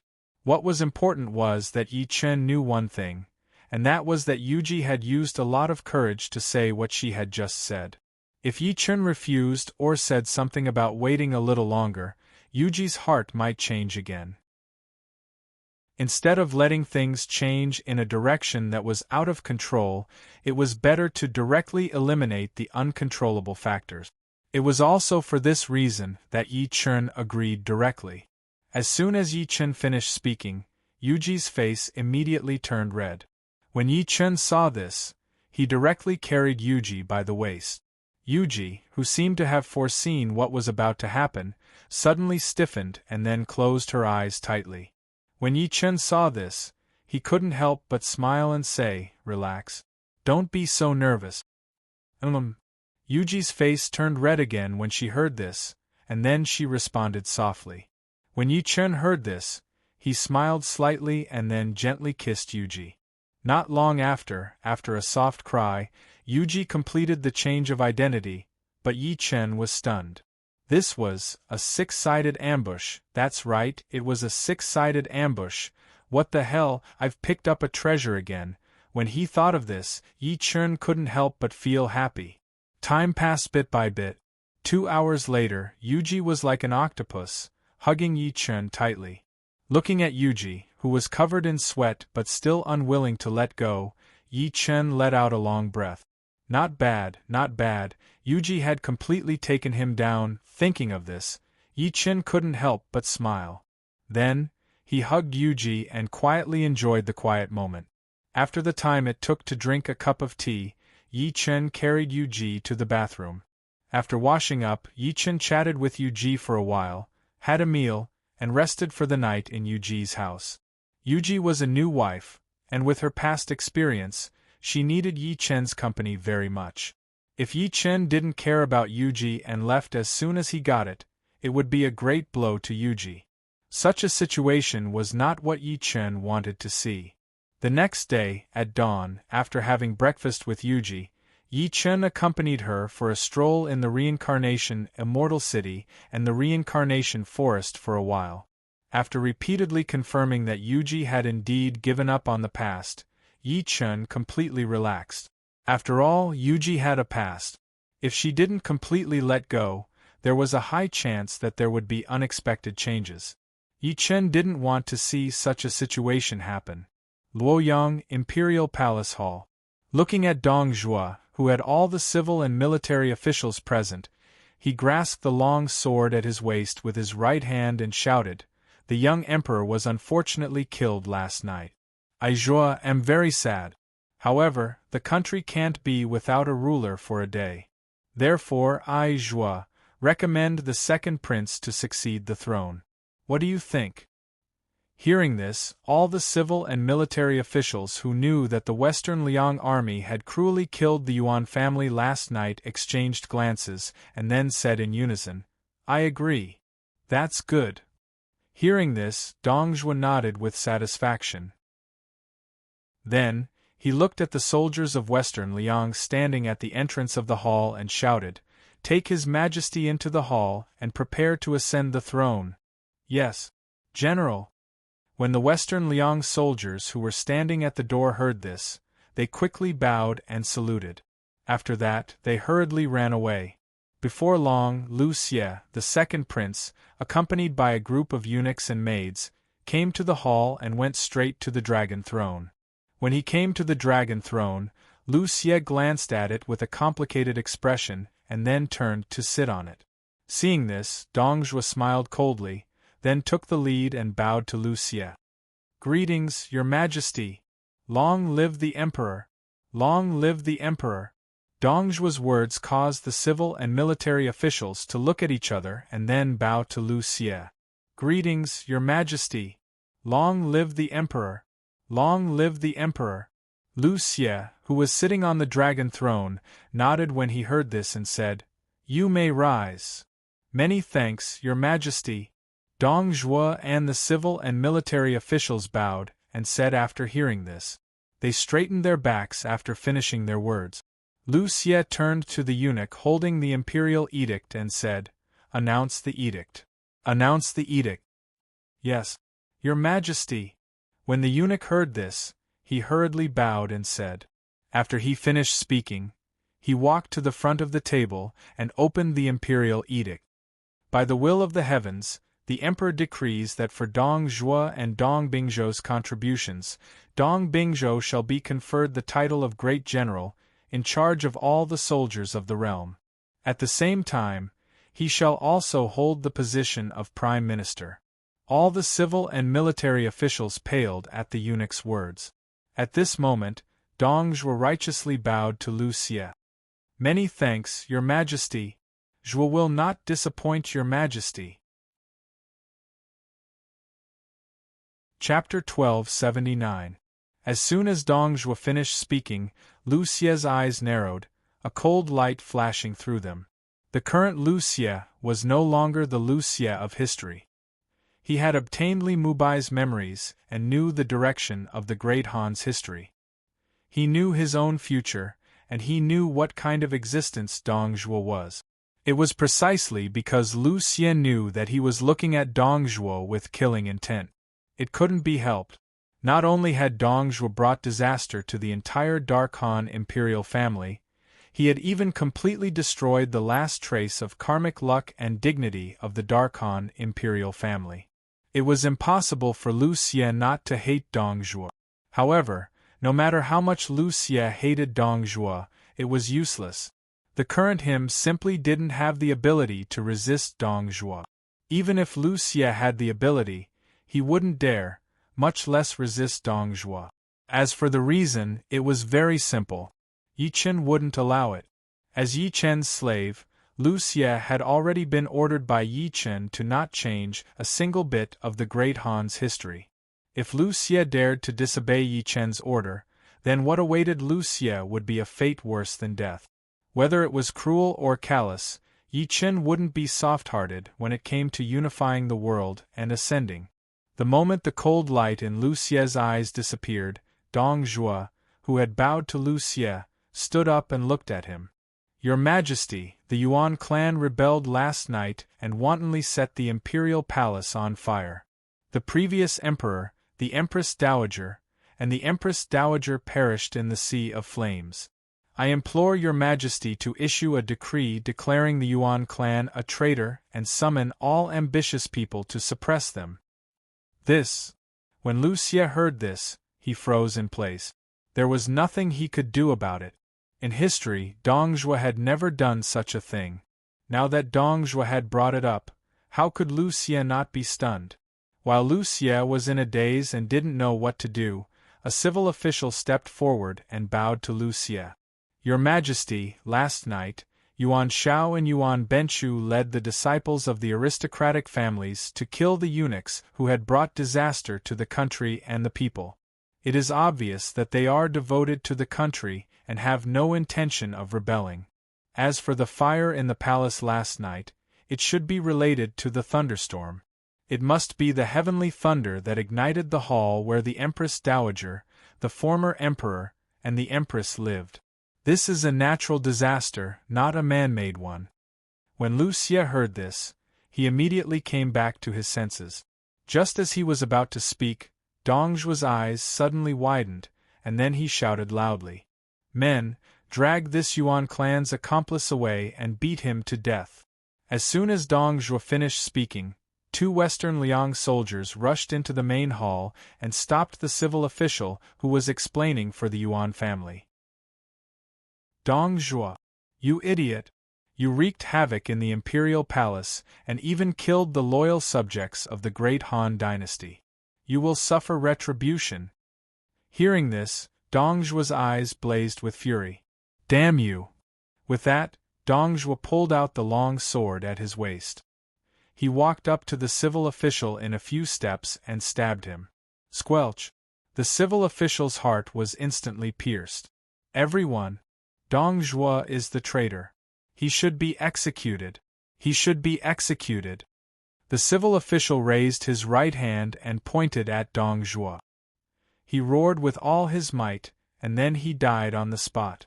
When the civil and military officials saw this, their expressions turned unnatural. Dong Zhuo snorted and kicked the dead civil official into the air. Bang! The civil official's corpse fell heavily to the ground. At this moment Dong Zhuo, still holding his bloody sword, looked at the civil and military officials and shouted, "Who else? Who else?" When the civil and military officials heard this, they looked at each other, then lowered their heads one by one. When Dong Zhuo saw this, he curled his lips in disdain. At this moment, a Xianyang soldier suddenly rushed in. Reporting to Great General, Cao Cao wishes to present you with a treasure. He is waiting outside the imperial palace. Dong Zhuo was stunned for a moment, and then his eyes lit up. A second later, Dong Zhuo looked at the civil and military officials and said, Cao Cao wishes to present Cao Cao to Cao Cao. Cao Cao wishes to present a treasure to Zhuo. Everyone, why don't you come with me to watch? Li Ru, standing among the civil and military officials, hastily stepped forward and bowed. Prime Minister, Ru believes that this matter is inappropriate and has summoned Cao Cao. Prime Minister, you must play around and risk your life. Dong Zhuo's eyes widened and he shouted, Cao Cao is alone, but my Western Liang army has 1,000,000 soldiers. How is this dangerous? Dong Zhuo wanted to leave the palace to meet Cao Cao so that the people of Luoyang and the old clans of Luoyang could see how awesome he was and how great his prestige was. Otherwise, why would Cao Cao come here to present a treasure? If Cao Cao came to the imperial palace, the people wouldn't be able to see the process of Cao Cao presenting the treasure, let alone what treasure Cao Cao was presenting. In that case, how could Dong Zhuo raise his prestige? Although Dong Zhuo wanted to show off, he also wanted to gain true prestige and recognition. There was no helping it. He came from Western Liang and gave the people of the Central Plains the impression that, although he wasn't a barbarian, he was no different from an ordinary man. Dong Zhuo didn't like this, so he wanted to change people's impression of him. He wanted everyone to know that he was not only strong but also famous. As soon as Dong Zhuo finished speaking, Li Ru's body suddenly stiffened. He opened his mouth, but no words came out.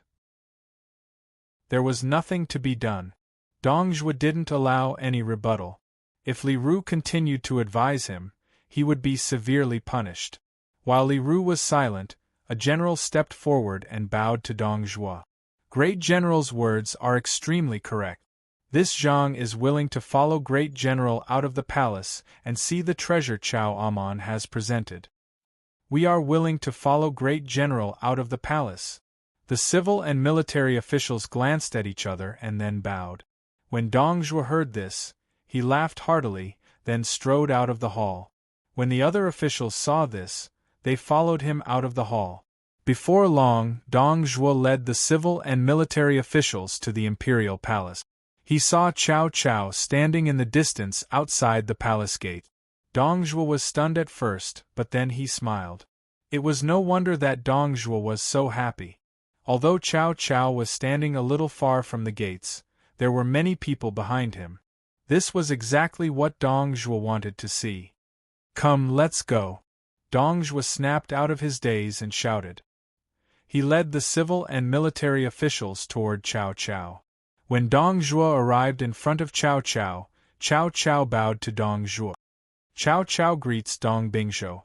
As soon as Cao Cao finished speaking, Dong Zhuo's personal guard shouted, Impudent! My lord has been conferred the title of Great General and Prime Minister. Cao Cao froze for a moment, then he bowed to Dong Zhuo again. Cao Cao greets Dong Xianghua. Dong Zhuo nodded in satisfaction and asked, I heard that you have a treasure to show me. I heard that you want to present me with a treasure. I wonder what treasure it is? Cao Cao raised his right hand and a weapon covered in red cloth appeared in his hand. He raised it with both hands and presented it to Dong Zhuo. Dong Zhuo's eyes lit up. He looked at Cao Cao and asked, "What is it? What is it?" Cao Cao smiled and bowed again. "Prime Minister, this is the 7-star saber. It can cut through iron like mud and cut through hair." Chapter 1280. As soon as Cao Cao finished speaking, Dong Zhuo's personal guards' expressions changed. They quickly drew their swords from their waist. Dong Zhuo saw this and waved his hand, gesturing for the guards to put away their weapons. After all the guards put away their weapons, Dong Zhuo walked toward Cao Cao with a smile on his face. Dong Zhuo might be fat, but he was quite strong. Otherwise, he wouldn't be so confident. When Dong Zhuo was 1 meter away from Cao Cao, Cao Cao, who was holding the 7-star saber with both hands, suddenly grabbed the handle of the saber with his right hand and drew it out with a shing sound. At this moment, a cold light flashed and the cold blade slashed toward Dong Zhuo. Dong Zhuo, who was suddenly attacked, narrowed his eyes and quickly retreated. However, it was too late. The blade of the 7-star saber still hit Dong Zhuo's shoulder. With a shing sound, a wound was instantly cut open on Dong Zhuo's body. At this moment, a large amount of blood spurted out as if it didn't cost anything. When Dong Zhuo's personal guards saw this, they took out their weapons and rushed toward Cao Cao without hesitation. Cao Cao, who was about to stab Dong Zhuo a second time, spat on the ground and turned to run. "Kill him! Kill him for me! Kill his entire family!" Dong Zhuo, who was cut by Cao Cao, shouted sternly as he pointed at Cao Cao's back with bloodshot eyes. Dong Zhuo didn't expect Cao Cao to assassinate him in the name of offering treasures. The entire Luoyang was under Dong Zhuo's control. Who would dare to act rashly? But in the end, Cao Cao really dared to do so. Moreover, he succeeded in stabbing Dong Zhuo. Damn it, if it wasn't for his fat body, this stab would have cut open his stomach. Li Ru, who came here with the civil and military officials, sighed deeply when he saw this. He then looked at the Shiliang personal guards who surrounded Dong Zhuo and shouted, "Bring back the minister of Luoyang. Quickly bring the prime minister back to his residence. Also, summon all the physicians and imperial physicians. If anyone dares to refuse, kill them." As soon as Li Ru finished speaking, the guards surrounding Dong Zhuo hurriedly took action. They then carried Dong Zhuo to Dong Zhuo's residence in Luoyang. In the backyard of the city governor's mansion in Reincarnation Immortal City, Yi Chen, who was accompanying Yu Ji, frowned when he heard the news from Lu Xie. Damn it, the history of the Great Han Dynasty had changed quite a bit. Dong Zhuo wanted to label the Yuan clan as traitors. This was something that had never happened in the history of the Great Han Dynasty. As for how Cao Cao presented the treasure, it was a little different from the true process of Great Han history. Otherwise, Yi Chen would not think this way. Just as Yi Chen was thinking about whether the history of the Great Han Dynasty had really turned an uncontrollable corner, Yu Ji, who saw Yi Chen frowning, peeled off the orange peel, then took a piece of orange and handed it to Yi Chen's mouth. "Husband, is there something troubling you?" When Yi Chen heard this, he immediately snapped out of his daze and opened his mouth to eat the orange Yu Ji handed to him. "Not really. It's just that some things are developing in an uncontrollable direction." When Yu Ji heard this, she nodded and said softly, "Husband, I don't understand the big things, but I know that nothing will remain the same." When Yi Chen heard this, he was slightly taken aback. Yi Chen had not expected Yu Ji to say this. After a brief moment of daze, Yi Chen snapped out of his daze and looked at Yu Ji. "You're right, I was too focused." Yi Chen wanted to wait for the vassal contest to begin, but if there really were unforeseen circumstances and it did not appear, Yi Chen did not need to force it, nor did he need to fret over it. After all, the great Tao was 50, and the heavenly divination was 49. If this place was not perfect, how could there be anything perfect in the world? As soon as Yi Chen finished speaking, an inexplicable fluctuation instantly appeared on Yi Chen's body. At the same time, An enormous amount of heaven and earth spirit chi instantly surged towards Yi Chen. In the blink of an eye, a huge spirit chi vortex appeared above the city lord's mansion. When Yuji, who was sitting beside Yi Chen, saw this, she was immediately taken aback and hurriedly shut her mouth. Although Yuji's realm was not very high, she still had some understanding of Yi Chen's current state. She did not want to affect Yi Chen's epiphany.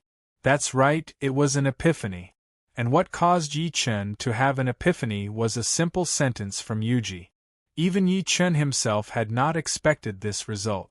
Of course, this was not important. What was important was that Yi Chen had not relied on any external objects and had entered an epiphany on his own.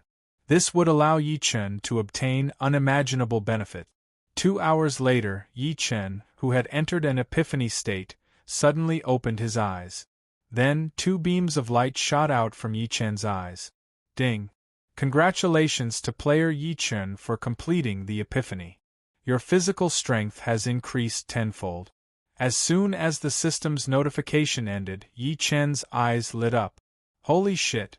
Not only did I have an epiphany on my own, but my physical strength has also increased tenfold. Yi Chen was prepared to walk the path of using strength to prove his Tao. Whether it was his physical body or his primordial spirit, they all needed to be improved. And before this epiphany, Yi Chen's primordial spirit had far surpassed Yi Chen's physical body. In such a state, no matter what Yi Chen did, there would be an uncoordinated situation. For example, when Yi Chen threw out a punch, he had the thought in his mind, but his body was half a beat slower. This was the result of his body being uncoordinated. Of course, this kind of uncoordination did not have much of an effect in the Three Kingdoms novice zone. After all, Yi Chen's realm was there for all to see. Even if Yi Chen's physical body was not in harmony with his primordial spirit, no one would be able to see it, and no one would be able to withstand a single attack from Yi Chen. Of course, this was limited to the Three Kingdoms novice zone. If Yi Chen's physical body and primordial spirit were still uncoordinated in the great wilderness world, then when Yi Chen fought with the enemy, there was a 90% chance that he would be severely injured because of this uncoordinated state. This was no joke. One had to know that in the great wilderness world battles, victory and defeat were often decided in an instant. Originally, Yi Chen had planned to cultivate the 9 revolutions mystic art with all his strength after ascending to the great wilderness world, and then greatly improve his physical strength. This way, Yi Chen's physical body and primordial spirit could quickly reach the level of compatibility, and then be completely wiped out. The idea appeared, but the body did not keep up. As a result, Yi Chen's physical strength increased by 10 times because of this epiphany. This result shocked Yi Chen. Of course, after the shock, there was a great surprise. After all, Yi Chen's physical body and primordial spirit had already reached the level of compatibility. This way, Yi Chen's body would not have any disharmony. Damn it, this accident, I like it. Thinking of this, Yi Chen could not help but smile. Then, he hugged Yuji, who was about to congratulate him, and kissed her fiercely. Thank you, madam. Chapter 1281. As soon as Yi Chen finished speaking, Yuji smiled sweetly and said, "Husband, you have such a great fortune. For my husband to have such a fortuitous encounter, it must be because of my husband's great fortune. I dare not claim credit for it." As soon as Yuji finished speaking, Yi Chen couldn't help but smile. Then, he pulled Yuji into his arms. "Wife, no matter how great my fortune is, I wouldn't have been able to comprehend it without you. Don't you think your husband should thank you properly?" "Husband." Sensing that little Yi Chen suddenly took up the banner, Yuji blushed and said with a trembling voice. Yuji wasn't afraid. To be more precise, Yuji couldn't wait for Yi Chen to act like this. Of course, Yuji wouldn't say this out loud. But even so, Yuji was still very happy. However, it was broad daylight and they were in the hall. It would be embarrassing if the maids saw them like this. Hearing Yuji's shy words, Yi Chen couldn't help but smile. He then carried Yuji to the back residence. As soon as Yi Chen arrived at the back residence, a world announcement suddenly sounded. Ding! Dong Zhuo is excessively licentious and has caused chaos in the court. Cao Cao has issued a declaration, calling for all ambitious people in the world to suppress Dong Zhuo together. Ding! Bohai prefects Yuan Shao and Yuan Benchu have responded to Cao Cao. Leading 1.8 million soldiers, they are ready to go to war. Ding! Wanqing prefects Yuan Shu and Yuan Gonglu have responded to Cao Cao. Leading 1.32 million soldiers, they are ready to go to war. Ding! Ji province prefects Han Fu and Han Wenjie have responded to Cao Cao. Leading 1.18 million soldiers, they are ready to go to war. Ding! Gunzhou prefects Lu Dai and Lu Gongshan have responded to Cao Cao. Leading 800,000 soldiers, they are ready to go to war. Ding! Haniai prefects Wang Kuang and Wang Gongjie have responded to Cao Cao. Leading 600,000 soldiers, they are ready to go to war. Ding! Shanyang prefects Yuan Yi and Yuan Boi have responded to Cao Cao. Leading 1 million soldiers, they are ready to go to war. Ding! Bing province prefects Ding Yuan and Ding Jianyang have responded to Cao Cao. Leading 1,200,000 soldiers, they are ready to go to war. Ding! The plot of the warlords seeking Dong has officially begun. All players can choose a faction. During this period, players who kill enemy faction players or enemy soldiers and officers will receive experience and points as reward. A series of world announcements flooded the screen, instantly exploding the entire world channel. F***CK. F***CK. What's going on? Dong Zhuo's rebellion only started a few days ago, and they've already entered the plot of the feudal vassals seeking Dong Zhuo? Isn't it obvious? Is there a need to ask? But then again, can someone tell me how Ding Yuan became one of the 18 feudal lords? I also find it strange. Motherfucker, wasn't Ding Yuan killed by Lu Bu before the warlords' demand Dong plot started? Why is he still alive? And why is he even one of the vassals that went against Dong Zhuo? Who cares? Whether or not he's one of the feudal lords has nothing to do with me. I just want to know which camp you've chosen. Which faction should we choose? Do you even need to ask? Of course, I'll choose whichever faction Yi Yu of Gojoseon chooses. F***CK. You son of AB**TC. You're so cunning. But I'll do the same. Choose my ass. I think Yi Yu of Gojoseon won't participate at all. Don't forget, Yi Yu of Gojoseon hasn't appeared since the World War. That can't be. If you participate in the plot, you'll be rewarded with experience and points. If you get enough points, you'll definitely be able to exchange them for a lot of good stuff. Who the F***CK knows? Anyway, I won't choose a camp first. Unless King Yu Yi really doesn't want to participate, I'll choose then. Me too, the world channel was abuzz. Yi Chen couldn't help but raise his eyebrows after glancing at it. Although the trajectory of Great Han's history had changed, the process hadn't. The feudal vassals seeking Dong Zhuo had begun, but what was going on between Ding Yuan and Lu Bu? Thinking of this, Yi Chen released his divine sense. In the blink of an eye, it covered the entire Great Han. In the next second, Yi Chen's divine sense locked onto Ding Yuan's location. Bing Province, Ding Yuan's military tent.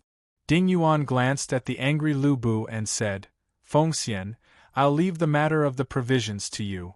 Hearing this, Lu Bu's face sank. He then bowed to Ding Yuan. "Adoptive father, why don't you let Bu be the vanguard? Bu swears that I won't let adoptive father down. Your personality is too unstable. Letting you escort the provisions is a trial for you. Do you understand?" Ding Yuan frowned when he heard this. He then looked at Lu Bu and said.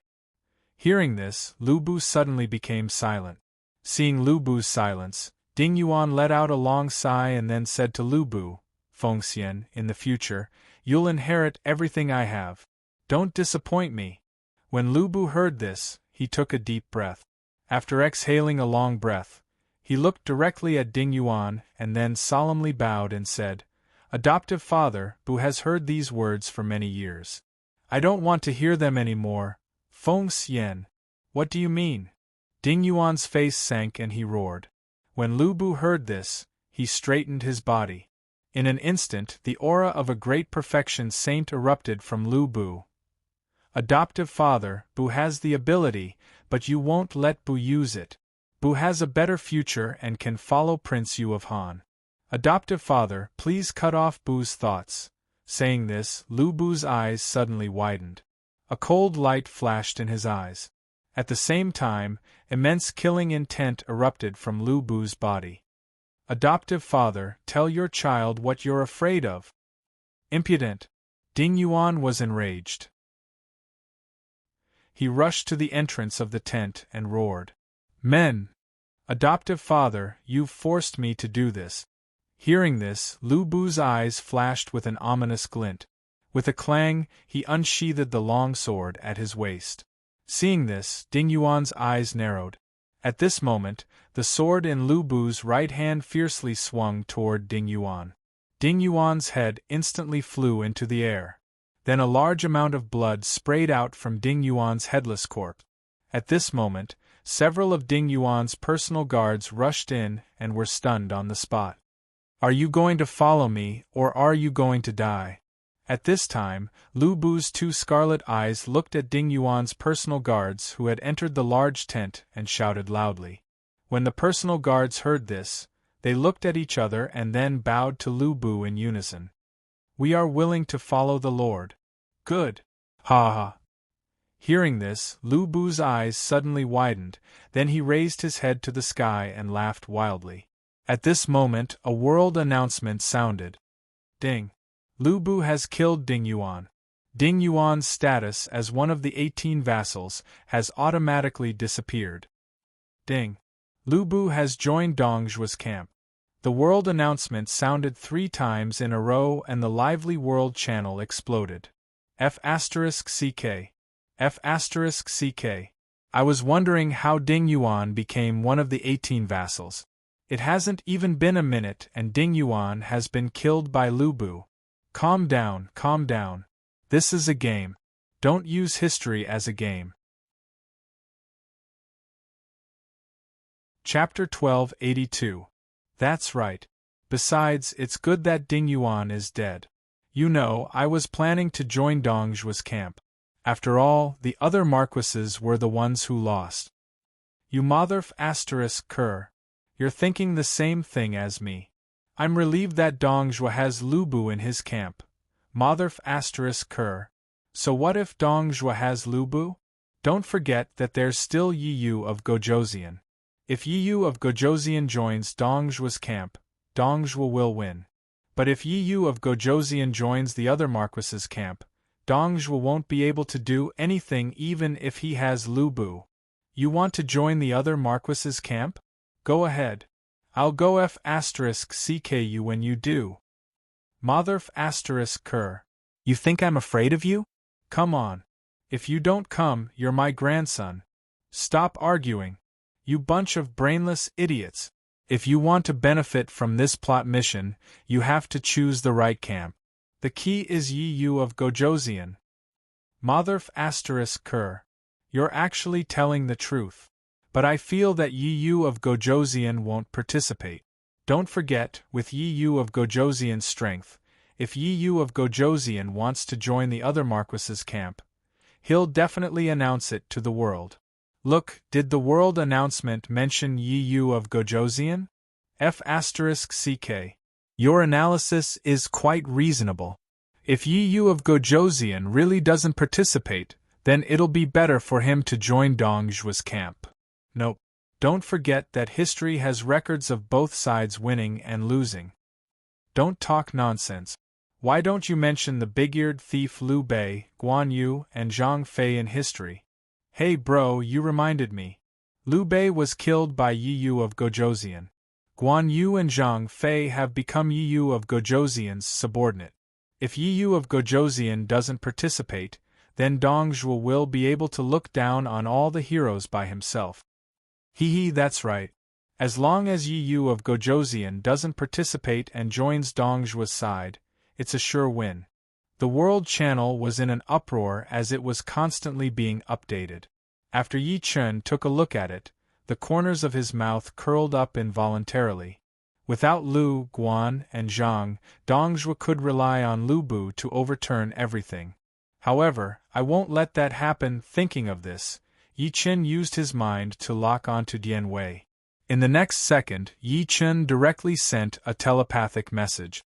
Dian Wei, select a veteran from the Samsara Legion. Let him teach Lu Bu a lesson when the various lords arrive at Hulao Pass, and no one can stop Lu Bu. Remember, don't kill him. Lu Bu is still somewhat useful. As soon as Yi Chen's words fell, Dian Wei, who was supervising the training of the Samsara Legion's recruits on the drill ground, hurriedly bowed in the direction of the Reincarnation Immortal City's City Lord's residence. Yes, my lord. After finishing his words, Dian Wei scratched his head in confusion. Then, he looked straight at the Samsara Legion's veteran. After looking for a while, Dian Wei directly looked at the newly promoted lieutenant, Zhang Dainiu, and shouted, "Zhang Dainiu!" Hearing Dian Wei's call, Zhang Dainiu hurriedly came to Dian Wei and bowed. "Commander, I'm here." When Dian Wei heard this, he thought for a while and said, "I'll give you a task. Go to Hulao Pass and wait there. After the lords have gathered at Hulao Pass and have been brutally beaten by Lu Bu, you'll take action and teach Lu Bu a lesson. Remember, don't kill him. Just defeat him." When Zhang Dainiu heard this, he scratched his head and asked in confusion, "Commander, who's Lu Bu?" When Dian Wei heard this, he glared at Zhang Dainiu and shouted, "How would I know? How would I know? You bastard, if I tell you to go, just go. When the fight starts, that kid will definitely announce his name. When he does, you'll know. Okay. I'll go now." When Zhang Dainiu heard this, he scratched his head and bowed. After finishing his words, he walked out of the drill ground. When Dian Wei saw this, he directly looked at the Samsara Legion's veteran who was looking at him with envy and shouted, "Don't be lazy. Continue to train.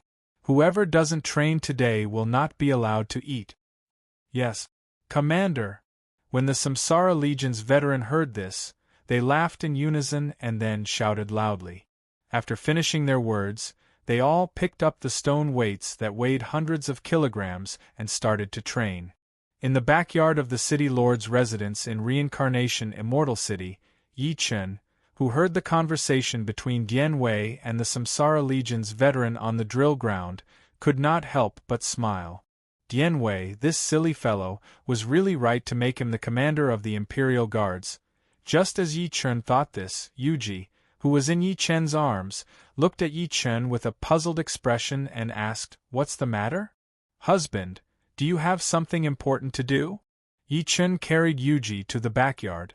Because of the world announcement and orders, they were delayed for a while and stood still. Otherwise, Yuji would not have asked this question. When Yi Chen heard Yuji's question, he lowered his head and kissed Yuji, then said, "It's fine. It's fine. I've already dealt with it. The important thing now is to thank Madam properly." "Husband."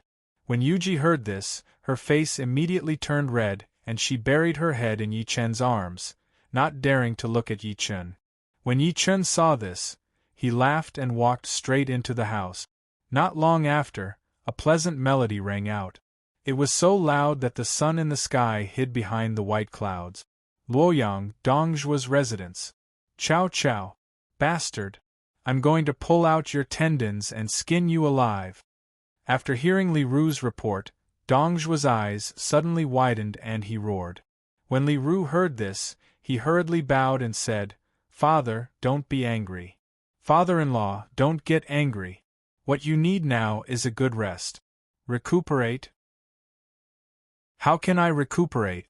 Those damn feudal lords, how dare they unite against me?" Dong Zhuo roared again when he heard this. When Li Ru heard this, he secretly glanced at Dong Zhuo and then bowed. Don't worry, father-in-law. Our Xiliang army has already stationed at the major checkpoints. Most of them are easy to defend and difficult to attack. Just now, another fierce general came to join us. With him, father-in-law can rest easy. Who? Fierce in what way? Dong Zhuo was slightly taken aback and then asked Li Ru. When Li Ru heard this, he smiled faintly and then bowed. Father-in-law, this person's surname is Lu Bu, and his courtesy name is Fengxian.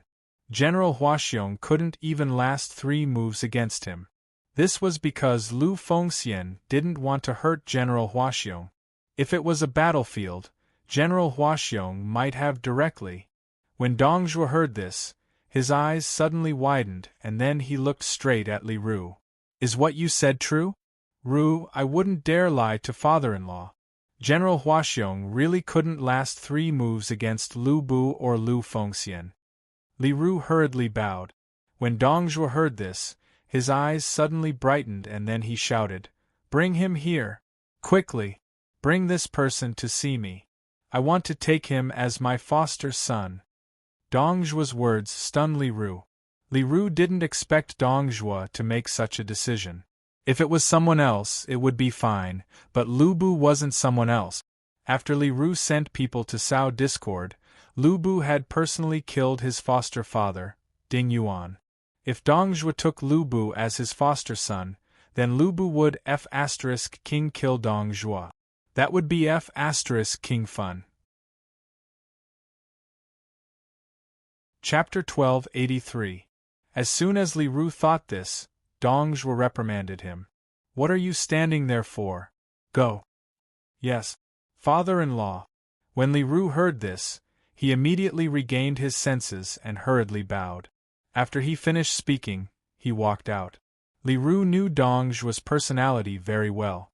If he said something Dong Zhuo didn't like to hear when he was in the mood, Dong Zhuo would definitely flip out. Li Ru naturally didn't want to do such a thing. Before long, Li Ru brought the tall and burly Lu Bu to Dong Zhuo's room. As soon as he entered, Li Ru bowed to Dong Zhuo, who was leaning against the headboard. Father-in-law, Lu Fengxian is here. Dong Zhuo nodded and looked at Lu Bu, who had come with Li Ru. At this moment, Dong Zhuo's eyes suddenly lit up. Dong Zhuo couldn't be blamed for his reaction.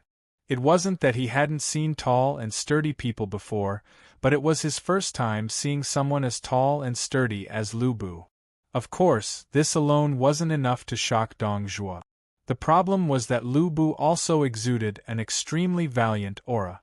No matter who saw such an existence, the first thought that popped up in their mind was that this was a super fierce general. It was for this reason that Dong Zhuo's eyes lit up when he saw Lu Bu. While Dong Zhuo was sizing up Lu Bu got down on one knee and cupped his fist. Lu Fengxian, greets Dong Xianghua.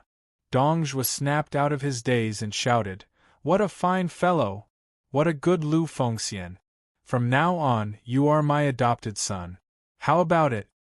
When Lu Bu heard this, he was stunned. Li Ru had never said this to him before. Otherwise, he wouldn't be stunned. While Lu Bu was stunned, Li Ru suddenly said, "Fengxian, don't worry. The Prime Minister won't be like Ding Yuan. He won't be afraid of you because of your talent. As long as Fengxian is loyal and talented, the Prime Minister will definitely put you in an important position." Dong Zhuo was stunned by Li Ru's words. When he recovered, he laughed and shouted, "Fengxian, my adopted son. Fengxian, my son, as long as you are willing to acknowledge me as your adoptive father, I will give you enough trust and an important position." Dong Zhuo didn't hear Li Ru say that Lu Bu killed Ding Yuan, but he wasn't stupid. He could naturally analyze the hidden meaning in Li Ru's word. It was precisely because Dong Zhuo had analyzed the meaning behind Li Ru's words that he spoke to Lu Bu in such a manner. As soon as Dong Zhuo's words fell, Lu Bu's eyes widened. He knelt on the ground and bowed loudly. "Godfather, please accept a bow from your child." After Lu Bu finished speaking, he kowtowed 3 times with his head on the ground. When Dong Zhuo saw this, he laughed and said, "Fengxian, my son, please rise." "Yes, Godfather. When Lu Bu heard this, he nodded his head heavily. Then, he bowed and said in a loud voice. After that, he stood up. Dongzhuo glanced at Lu Bu and then laughed wildly. Fengxian, my son alone can stop an army of 1,000,000. What can those damned vassals do to me? Godfather, your child is willing to go to Hulao Pass and stop the vassals for you. Lu Bu's eyes widened and he shouted. When Dongzhuo heard this, he laughed heartily and shouted, Good! Reincarnation, Immortal City, City Lord Mansion, Rear Residence. After sending Yuji to the clouds dozens of times, Yi Chen took her to take a bath and accompanied her for a while. Then, he began to refine the innate spiritual treasure in her room again. Yuji was slightly taken aback when she saw Yi Chen sitting cross-legged. She asked, Husband, should I leave first? When Yi Chen heard this, he couldn't help but smile and say, No need. My wife can just lie here. Your husband is not afraid of being disturbed. When Yi Chen refined the innate spiritual treasure, he used the enlightenment stones and innate merit. Even if someone disturbed Yi Chen, it wouldn't affect Yi Chen in the slightest. Otherwise, Yi Chen wouldn't have said this. When Yuji heard this, she heaved a sigh of relief and said, I'm fine. If that's the case, then I'm relieved. When Yi Chen heard this, he couldn't help but feel a warmth in his heart. My wife, you must be tired. Rest first. Yi Chen had tormented Yuji quite a bit earlier. Otherwise, Yi Chen wouldn't have said this. When Yi Chen said this, Yuji's face immediately reddened.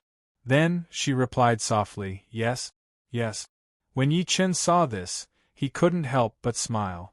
Then, with a thought, 10,000 enlightenment stones appeared in front of Yi Chen in an instant.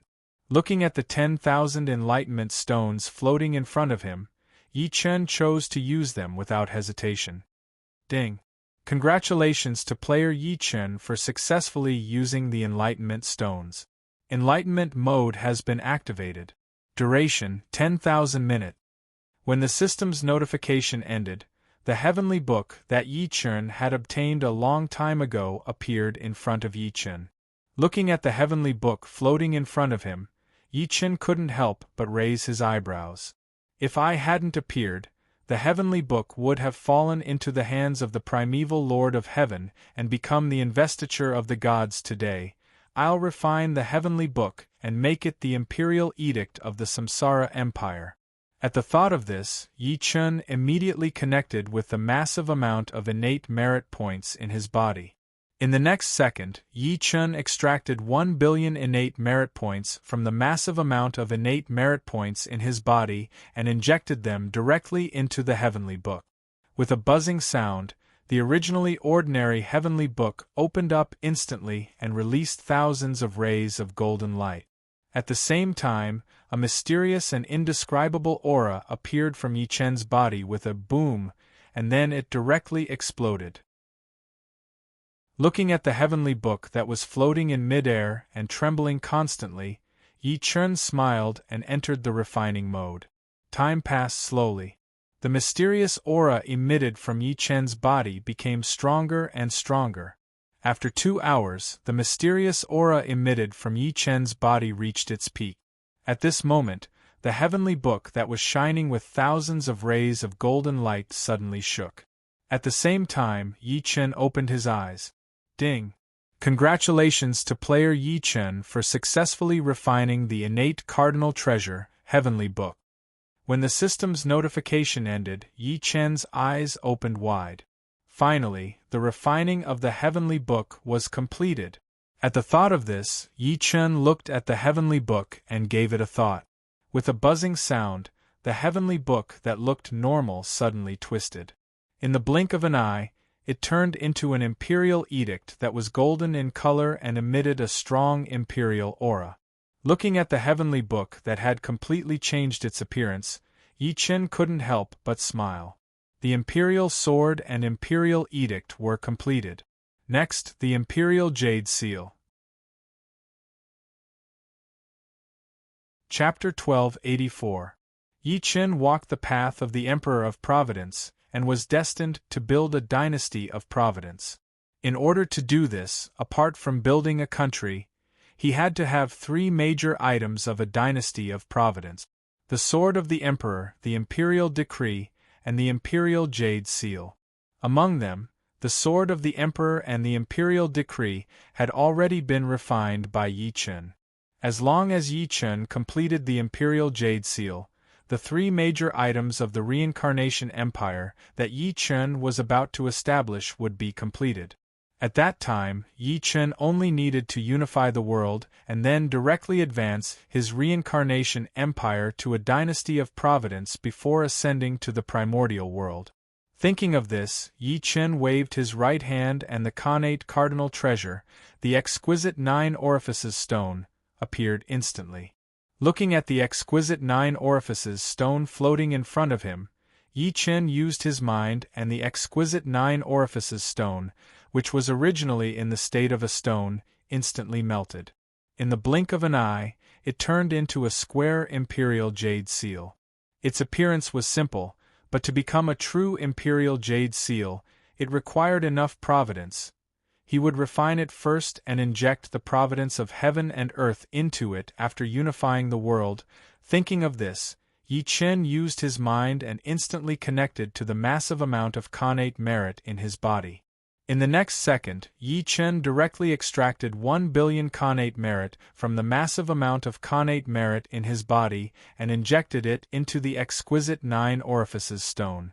At this moment, the originally ordinary exquisite 9 orifices stone suddenly shook and let out a dragon roar that shook the world. Roar! When Yi Chen heard this, he could not help but smile. The exquisite 9 orifices stone was the exquisite 9 orifices stone. It was born with a dragon's soul. The exquisite 9 orifices stone was born and nurtured by the heavens. It would grow every million years, and it would not increase or decrease.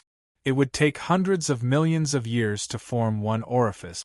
When the 9 orifices were completed, it had endless magical uses. Its function was to seize the fortune of heaven and earth, suppress the providence of heaven and earth, proclaim the majesty of the emperor's Tao, and deter all the demons in the world. It could be said that the exquisite 9 orifices stone was the best material to make the imperial jade seal, and the dragon's soul was one of its characteristics. Otherwise, Yi Chen would not be so happy. Begin refining. Thinking of this, Yi Chen closed his eyes and entered the refining state. At this moment, an extremely mysterious fluctuation appeared from Yi Chen's body and exploded. With a buzzing sound, the imperial jade seal formed by the 9 orifices exquisite stone that was floating in front of Yi Chen suddenly began to spin. At the same time, the sound of the great Tao echoed in the sky. Chunlu County, 30 li west of Xuanzhou County, the location of the 18 Vassal Alliance meeting. Everyone, a snake can't move without a head, and a bird can't fly without wings. As such, I believe that we should nominate someone to be the leader of our alliance. This way, we can unite as one and suppress the traitor Dong Zhuo together. Ji Province's magistrate Han Fu glanced at the various feudal lords present before speaking. When the provincial governor of Gun Province, Lu Dai, heard this, he nodded his head in approval. Han Jizhou is right. Dai also has the same view. Agreed. It's feasible. This method is excellent. After the 18 feudal lords finished speaking one after another, Yuan Shao stood up and said, "Let's not waste any more time. Everyone, is there anyone who wants to recommend themselves? Why don't you stand up and speak?" When Yuan Shao finished speaking, the feudal lords all looked at each other, but no one spoke. When Yuan Shao saw this, he could not help but smile. At this moment, Haniai County's governor Wang Kuang suddenly spoke. "In my opinion, the governor of the eastern county, Brother Qiao Mao, can be the leader." When Wang Kuang finished speaking, Yuan Shao immediately frowned. At this moment, Qiao Mao stood up and clasped his fist. "Thank you for your praise, Brother Wang. However, I am already old. I should nominate someone younger and more capable." I think that Chao Mend is suitable. He is young and dared to assassinate Dong Zhuo alone. Although he did not succeed, he is still a loyal person of the great Han dynasty, Shandong Prefecture's Governor Zhang Yang suddenly said. When Shandong Prefecture's Governor Zhang Yang finished speaking, Cao Cao hurriedly stood up and spoke. No. In terms of intelligence and ability, Cao Cao is not as good as Yuan Shao or Yuan Benchu. Therefore, Cao Cao believes that the Bohai Prefecture's governor, Yuan Benchu, should be the leader. When Cao Cao finished speaking, Yuan Shao's face, which had been turning uglier and uglier, suddenly revealed a smile. Brother Mend is too kind. How can Shao take on such a heavy responsibility? When Yuan Shao finished speaking, Pengcheng's governor Tao Qian laughed and spoke. Commandant Chao and Yuan Benchu are both outstanding talents of the great Han dynasty. Anyone can be the leader, but in my opinion, Yuan Benchu is the most suitable. When Pengcheng's governor Tao Qian said this, he glanced at the feudal lords and continued. Everyone, don't forget that the traitor Dong Zhuo killed no less than 300 people of the Yuan clan. He even hung Yuan Kuei, Grand Tutor Yuan, on the city wall of Luoyang. How can Yuan Benchu not take revenge for such a huge grudge? As soon as Tao Qian's words fell, Yuan Shao's eyes blazed with boundless fury. At the same time, the feudal lords all looked at Yuan Shao and clasped their fists. We respectfully invite the alliance leader to take the seat of honor. When Yuan Shao heard this, he took a deep breath and exhaled deeply. Then, he walked to the alliance leader's seat that had been prepared beforehand. He turned around and looked at the feudal lords. Since everyone has recommended this Yuan Shao will not refuse. However, before I take the alliance leader's seat, this Yuan Shao has something to say. When the feudal lords heard this, they all listened attentively. When Yuan Shao saw this, he unsheathed the sword at his waist and shouted, "Kill Dong Zhuo! Kill Dong Zhuo!" When Cao Cao heard this, he suddenly stood up and shouted, "Kill Dong Zhuo!" When the other feudal lords heard this, they looked at each other and shouted together, "Kill Dong Zhuo! Kill Dong Zhuo!" When Yuan Shao heard this, he nodded seriously and sat down on the alliance leader's seat. Hulao Pass. General, not only did Xiang Gui take Lu Bu as his adopted son, but he also let Lu Bu personally oversee Hulao Pass. This, Hua Xiong's personal guard said after glancing at Hua Xiong. When Hua Xiong heard this, he narrowed his eyes. However, he quickly regained his composure. Lu Bu, Lu Fengxian, is unparalleled in martial arts. My lord choosing him to oversee Hulao Pass is the best plan. But General, Hulao Pass originally belonged to you. Now that Lu Bu is here, he wants to take over your position. This. When Hua Xiong's personal guard heard this, he said unwillingly.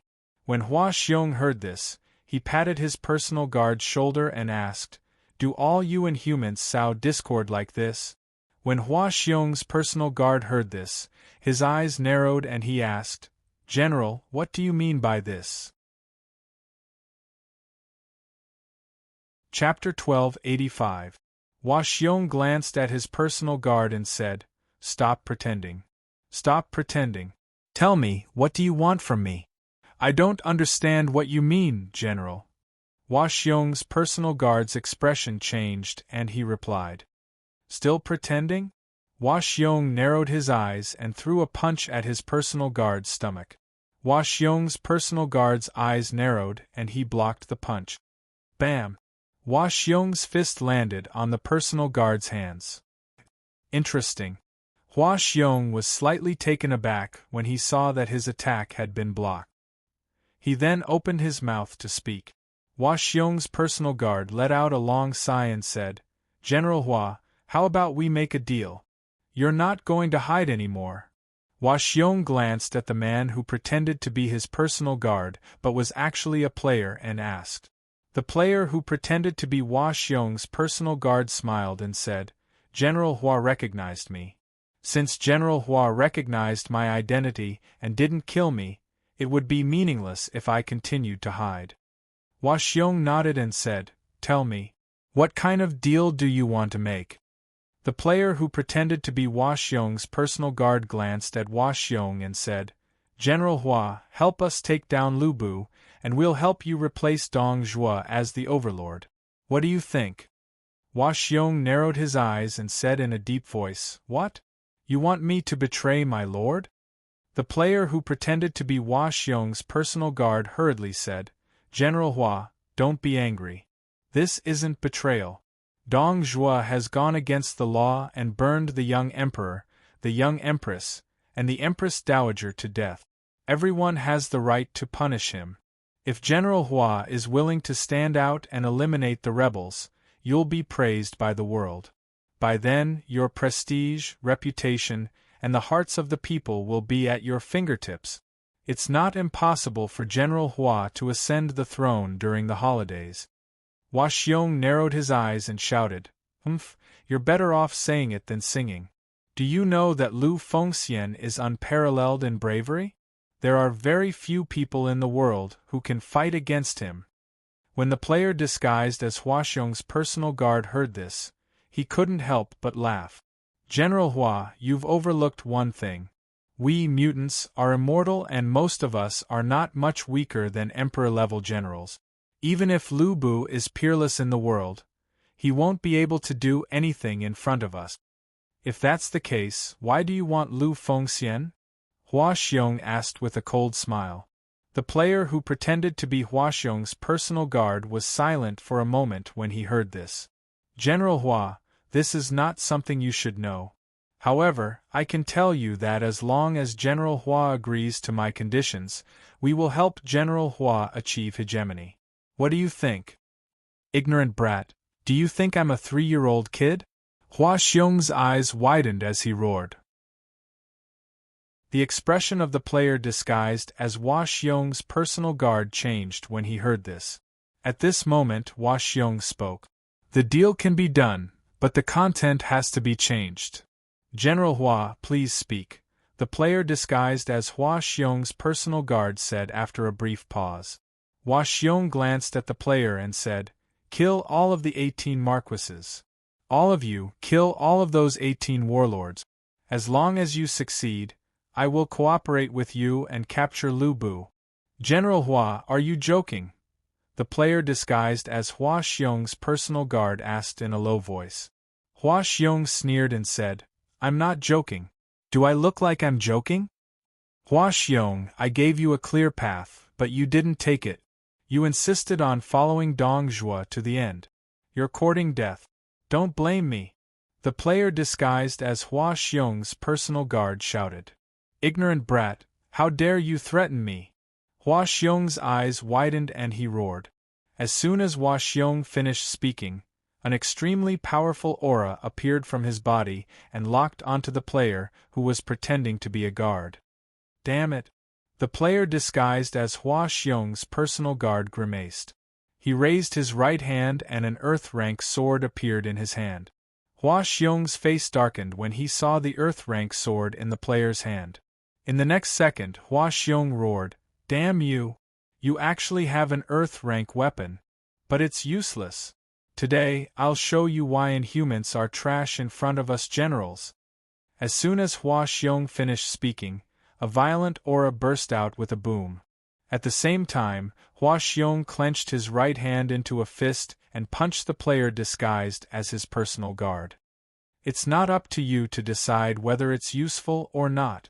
The player disguised as his personal guard narrowed his eyes and slashed the sword in his right hand at Hua Xiong.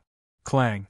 The long sword in the hands of the player, who had disguised himself as a personal guard, slashed at Hua Xiong's armor as he tried to dodge the attack.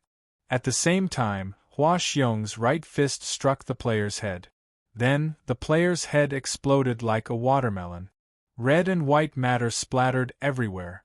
Looking at the dead player, Hua Xiong smiled coldly. At this moment, the white light of resurrection appeared on the player's corpse. Then, the player appeared on the spot unharmed. Hua Xiong's eyes narrowed when he saw this. At this moment, the fully resurrected player's angry voice suddenly rang out. Hua Xiong, you F***er, you wasted my cross of resurrection. Since you're not willing to hand Lu Bu over to us, then die. Hua Xiong's eyes narrowed when he heard this. At this moment, a thick heavenly halberd suddenly pierced through the door. Pucci! The heavenly halberd pierced through the player who had just been resurrected. Lu Bu! The player disguised as Hua Xiong's personal guard lowered his head and looked at the heavenly halberd that had pierced through his body. Bang! The player who had just said Lu Bu's name exploded in an instant. At the same time, Lu Bu pushed open the door and appeared here. Hua Xiong greets the general. Hua Xiong saw this and hurriedly stepped forward and bowed. Lu Bu looked at Hua Xiong and said, "You can't be trusted. Mutants can't be trusted. If you see them, kill them." "Yes, General." Hua Xiong didn't dare to delay and hurriedly bowed. In the west of Luoyang, in a remote village, the light of resurrection suddenly lit up. In the next second, angry shouts and curses rang out. Son of a bitch, the plan failed. Hua Xiong didn't agree at all and Lu Bu also appeared. If it failed, then it failed. It's nothing. There's still a chance. After saying this, they saw Lu Yu, who originally didn't belong to the 18 feudal lords but had now become one of them, walk out of a house. You're tuning in to the Phoenix Knights YouTube channel. Don't forget to subscribe and join us on this journey to catch the most captivating stories.